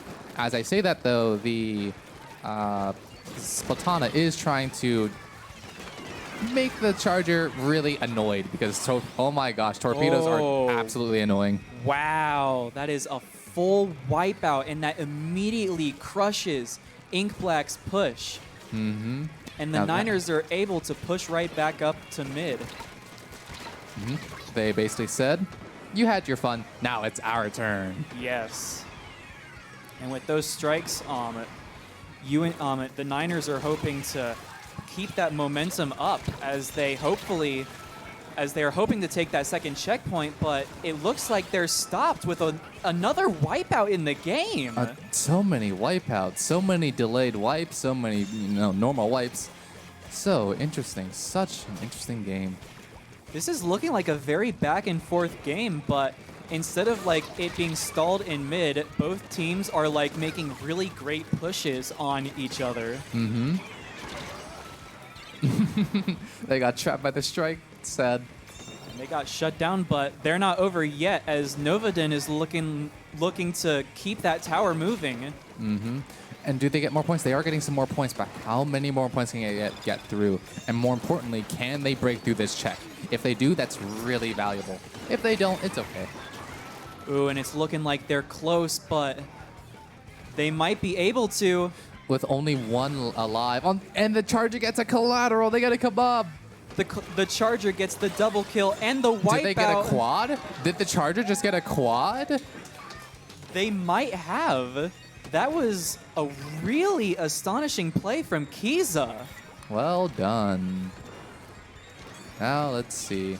Let's see how we do see though that there is a crab on the side of Niners with a double and Wow. that crab getting popped. Is that another? Wow, That's and another wipeout. Well done. Cheers from the room as the Niners get another wipeout on Ink Black. Now I will say though, what tools do they have now to deny that snipe area from the Ink Black? Yeah, Niners are at this. They get past the third checkpoint with ease, and they take the lead. They're looking to get the knockout, and they do. The crowd goes wild. Wow. Really impressive gameplay from both teams, but the UNC Charlotte and the Coastal Carolina team just barely managed to come out on top here. Now, I do want to point out that is only the second game of finals. If that's what the second game is going to be like, then just ask, how is the last game going to be? Yeah, these two teams have again and again impressed all of us throughout the night. And once again, especially with the double wipeout on that last push from the Niners. Mm-hmm. Now that was interesting. So many wipeouts. It was so back and forth, so exhilarating. Just edge of your seat. The amount of wipeouts honestly reminded me of some of the championship games from Splatoon 2, in which all of these pro teams would essentially either die together or stay alive together essentially. But these two teams were very close knit within each other. So this is looking to be a very close set. Yeah, I'm fully expecting us to go pretty much all of the games, pretty much even until that one final deciding game. We'll see what happens there. Yeah, I'm hoping that these two teams are able to make it to a round 5. That would be really impressive to see, and it'd be really tense. Mm-hmm. Having finals go all the way up to round 5 is always so. I like it basically. It adds a little bit more suspense because everything rides on that one game. But we're getting ahead of ourselves. It's only round 3. It is only round 3, and the next match is going to be Splat Zones on Mako Mart. Mm-hmm. Now I do want to mention my take on Mako Mart, at least for Splat Zones, is in my opinion, it's a fairly fine map. Fairly good balance between having cover and actual places to stand for your backline. I don't mean to be talking about other maps, but Flounder, it's got a lot of cover, but where do I stand as a backline? Literally. Exactly. Mako is interesting just because there are those two. There is the key area known as the stack, and each side of the map has one, and that area is going to be very key to take in order for a team to be successful in this match. Mm-hmm. Now, in case you don't know what different callouts are for Splatoon, the stack is basically the area that to the left or to the right, where it's this little raised platform. You can see it right about there. Yeah, right there. Yep, and we will switch to the game right now. There we are. This is going to be game number 3 in Now, this final set. I do want to mention that the Niners, they have a pretty interesting thing when it comes to splat zones, where they go double anchor, charger, and C-Jet. Yeah, another thing I wanted to point out is both teams have a C-Jet in this match. That is right. That is right. So then here's the question: which C-Jet's better? That is a really good question, and I think we will soon find out in this match. Now that's always the question. Now here we go. We do see the Splash is just trying to more or less stay alive while keeping a good amount of pressure onto the zone. They are pretty close to their crab. When are they going to pop it? They're going to go to the left. They're going to pop that crab, and they do. And they do pop that crab, but there's a Trizuka in retaliation from the Ink Black team. We do see a shark here. Do they take out this? They do take out the carbon, but do note that the carbon did actually have a soda, so they will come back pretty shortly, right about now. So how much did that kill really matter? It did matter, but just like that, the consequences are carbon small. is right back in mid, making some plays on 2 people. But the leader is out of position. They do realize, and they do jump out. And that was good on the leader for getting getting back alive. We do want to note, though, that Ink Black has had control of the zone the entire time. And now, but is the Niners going to get it back? It's looking pretty close, but there's not really a lot of people in mid on the Niners, and it's looking like they might. It depends on how much. And they do. They do. The interesting thing is, they didn't even have to win that fight. The fight went even, but the fact that there were 2 people rather than 1 person meant the other person could paint the zone. Even if it was a charger that couldn't paint well, it still was enough for them to get the zone, and therefore stay in the game. Yeah, not only are they staying in the game, but they're also getting some pretty big points here.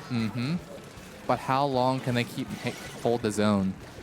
How long? Ink Black seems to be very quick take back by Ink Black as they leave the Niners at a score of 54. It is interesting that the Niners do notice that there was someone alone on the right, and they do act on it. We do see the Jet push up, and they get burst directed. The burst bomb kill, that is brutal. Yeah. And another kill on top of that. Now we do see a pick on the side of the Niners. That does mean that the Niners have to wait a little bit more before they push in, but it shouldn't matter all too much. Rain does get popped, and 2 picks go down. Now this is looking really good for the Niners. The zone should flip, and it does. Yep. Yeah, the Niners are doing a really good job at just retaliating against Ink Black, and they're making a bunch of really good comebacks, but Ink Black is also not giving up without a fight in this match, as they're looking to take this zone back. I do want to point out one thing, though. When people do pick a double backline comp, the idea is that you hold zone and bite on hard. So to see the zone flip all this much makes me wonder, are the 49ers playing into Ink Black's safe favor by not being able to clamp down on the zone? Yeah. I also want to point out how there was a crab on the side of the Niners, but it was quickly shut down by the Wiper's stamp. This makes me wonder. We've seen that the Ink Black is able to just shut down crabs. So what are the 49ers going to do in order to help with that? And we do see that pick from the leader. Kaiza gets a crucial snipe right there. And if I remember correctly, the leader does have respawn Punisher, which lengthens the respawn time even more. And a wipeout. I was saying before that we weren't seeing a really good hold on the zone, but with that wipeout, that does mean that this comp will be really good at just clamping down on the zone and denying the enemy. But we do see that the Ink Black pushes in through. Oh, the carbon roller and the stamp, but they're both shut down. the Niners also had 2 down right there, but they might be able to keep the zone, but Ink Black is fighting really hard for this zone. Ink Black We needs to might hold be onto the going zone into with their overtime, lives. and it's not enough. It's not enough. It's not enough, and Ink Black takes game 3. Mm-hmm. Wow. Now, score is 2-1 in favor of Ink Black. Very impressive stuff from both teams there, and it was once again just a really close back and forth match right there. Mm-hmm. Honestly, that was just I'm without words. These are 2 really good teams, Esper. Yeah, like it's just so fun to watch the first game, second game, third game, fourth game probably, and I can't reach the 5th game. Oh, if we get to a 5th game, that would be pretty huge. We better get to a 5th game. I want more. Give me more. Oh yes, we would love that 5th game. Now, I do wonder though. So the counter pick is going to go for 49ers, correct? Yes, the Niners will be able to have the counter pick for this next coming match. Or my bad. If I've been the missing Niners. Yeah, Niners. My Yes. bad. So then my question is, what do you think they're going to counter pick? What would I counterpick? I'm not too familiar with what would be good for a leader blaster comp, but Well, it seems like they answered it for us. It's going to be they TC did answer Museum. it for us. Tower control on Museum de Alfonsino. One thing I want to mention though, so Museum does have a fairly alright flank route at the mid. However, aside from that flank route, the middle area is extremely open, and your charger can command the map or backline in general, can command the map extremely well. There is a chance this game might be determined by how well the backlines can wrestle control from each other. Oh, and we have our... Bear with me. We have Bear With Me coming on, playing in the lobby. The spectators spent 200 of my hard-earned gold to play Bear With Me. All right, going into game 4 of this final set, and we have that leader and blaster comp on the side of Niners once again. Now we do see that quick respawn, I'm going to die, splashed once again. And we have seen that it has worked fairly well, so maybe I shouldn't question it. It's been doing fine. Yeah, I also want to point out how Ink Black is also bringing out the leader for this map. Now that's interesting. As well as a Tri-Slosher Nouveau. Mm-hmm. Now the Tri-Slosher, while it does have low range, it is able to do something when it's not able to go in, and that is to Fizzy Spam. And Fizzy Spam is really annoying. And we do see 2 down, and we do see the Inkzuka. And now Ink Black does have the tower, and that does mean that it should be good for Ink Black to go in. And with another pick by the Charger, now wow, Ink Black is looking to quickly take that first checkpoint. But look at that flank. Look at that flank. Oh, there is a flank coming behind them as Jokera is... Oh, but they're quickly shut down. That was a very valiant effort from Jokera, but... Nice blasted direct. But Peachy coming in with some good directs on the blaster. Mm-hmm. Now let's see. Tri-Slosher does try to go in. They do see someone on tower, but who got it? I'm gonna say it was the Charger, because that make it funny. Wow, Ink Black is looking to diminish Nice. That was a really good snipe, but Ink Black is looking to diminish our hopes of a game 5 here, and they do. Well done. Wow. You know what? To be fair, they probably were really tired, so they were just like, nah, no game 5. We'll stop it here. Man. But Ink Black with not only the fourth game win, but that's the set win. So they've won the final set. Well done. Ink Black are the winners. I know that we've already had interviews and all that stuff, but you'll always want to interview the winners. Ink Black, let's come up here. Another interview. Yep, Yes, come on back. up, Ink Black. We see a little, what is that? Is that supposed to be a smile? Better not put on Bear With Me again. I'm giving him ideas. All right. Hello. So, why don't have you introduced yourself already to this stream? Okay. Well, I'll give you my mic. All right, cool. All right. Where's Wyatt? Get Wyatt in here. Let's go, Wyatt. I'll be asking the most important question. How are you feeling right now? Hungry. Exhilarated, but mostly hungry. I want food. Both. The only reason I'm not as hungry is because I had a sandwich like midway through that I brought. Yeah. These teams have been playing really well tonight, but there has not been a lot of time for dinner, so. Yeah. Looking forward to it. Great games. Really good job. As a No, pickup, that that shit's was crazy. awesome. Like That sounds absolutely crazy. crazy. Y'all are killer, bro. Get in Div 1. Make your own team, bro. Like let's see it, bro. Y'all are him. It was a great Good luck, job. make your own. Yeah, for real. Great job playing with y'all. Y'all were a lot of fun. Yes, sir. Yes, sir. Yeah. Real quick. Let me see the octopus. Let's go.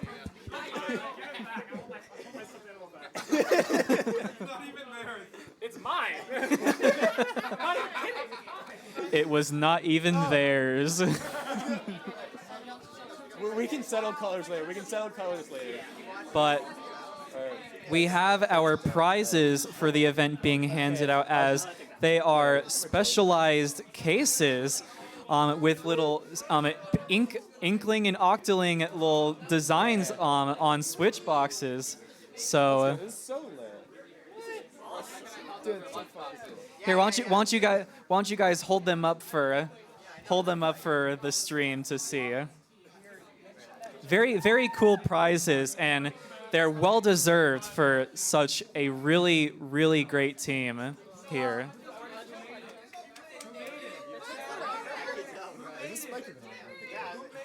Oh yes, they were made by. Come over here. Come over here. These cases were specially made by our wonderful JP from UNCG, and yeah, tell us about the cases and stuff. Okay, so these were a very last-minute All right. Okay, so these cases were a very last-minute project for me, as originally Kyle was supposed to attend to them. However, he had some stuff pop up which prevented him from consistently working on them. And so Phil came to me, asked if I could do it, though having a little time, I still accepted doing it. Well, I wasn't exactly sure how they would turn out, as it's been a long minute since I actually have painted. But from what you see here, I am very proud of how these cases turned out, and I am very happy that Ink Black does appreciate them. Thank you again. Thank you again. Congratulations on winning them. Thank you again. Wiper main. Let's have another round for our winners.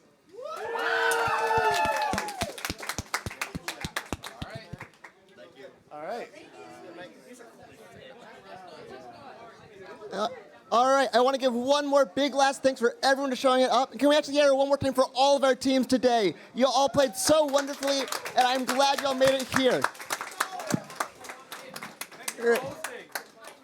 Great job today. It was awesome meeting all of you guys, and I hope to see you at round one in a few moments. And one more round of applause for Phil, the one who organized all this, the reason this happened. And now they can sleep. Also, big thanks to the UNCG Gaming Club for being so supportive of the Splatoon team. Like, I think CJ said this earlier, we started so small, and then now we are the biggest esports team on campus, and we're the first student-based LAN on UNCG. So, big thanks to the club for all their support. And thank you guys for all you guys showing up and making this possible.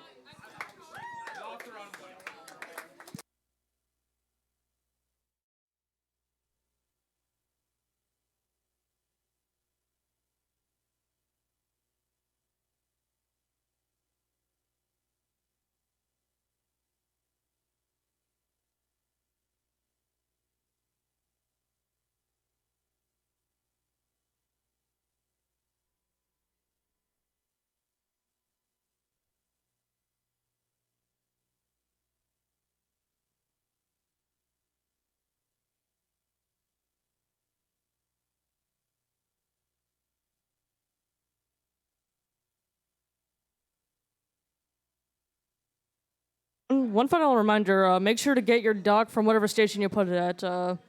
We don't want you to leave it. Just one last reminder.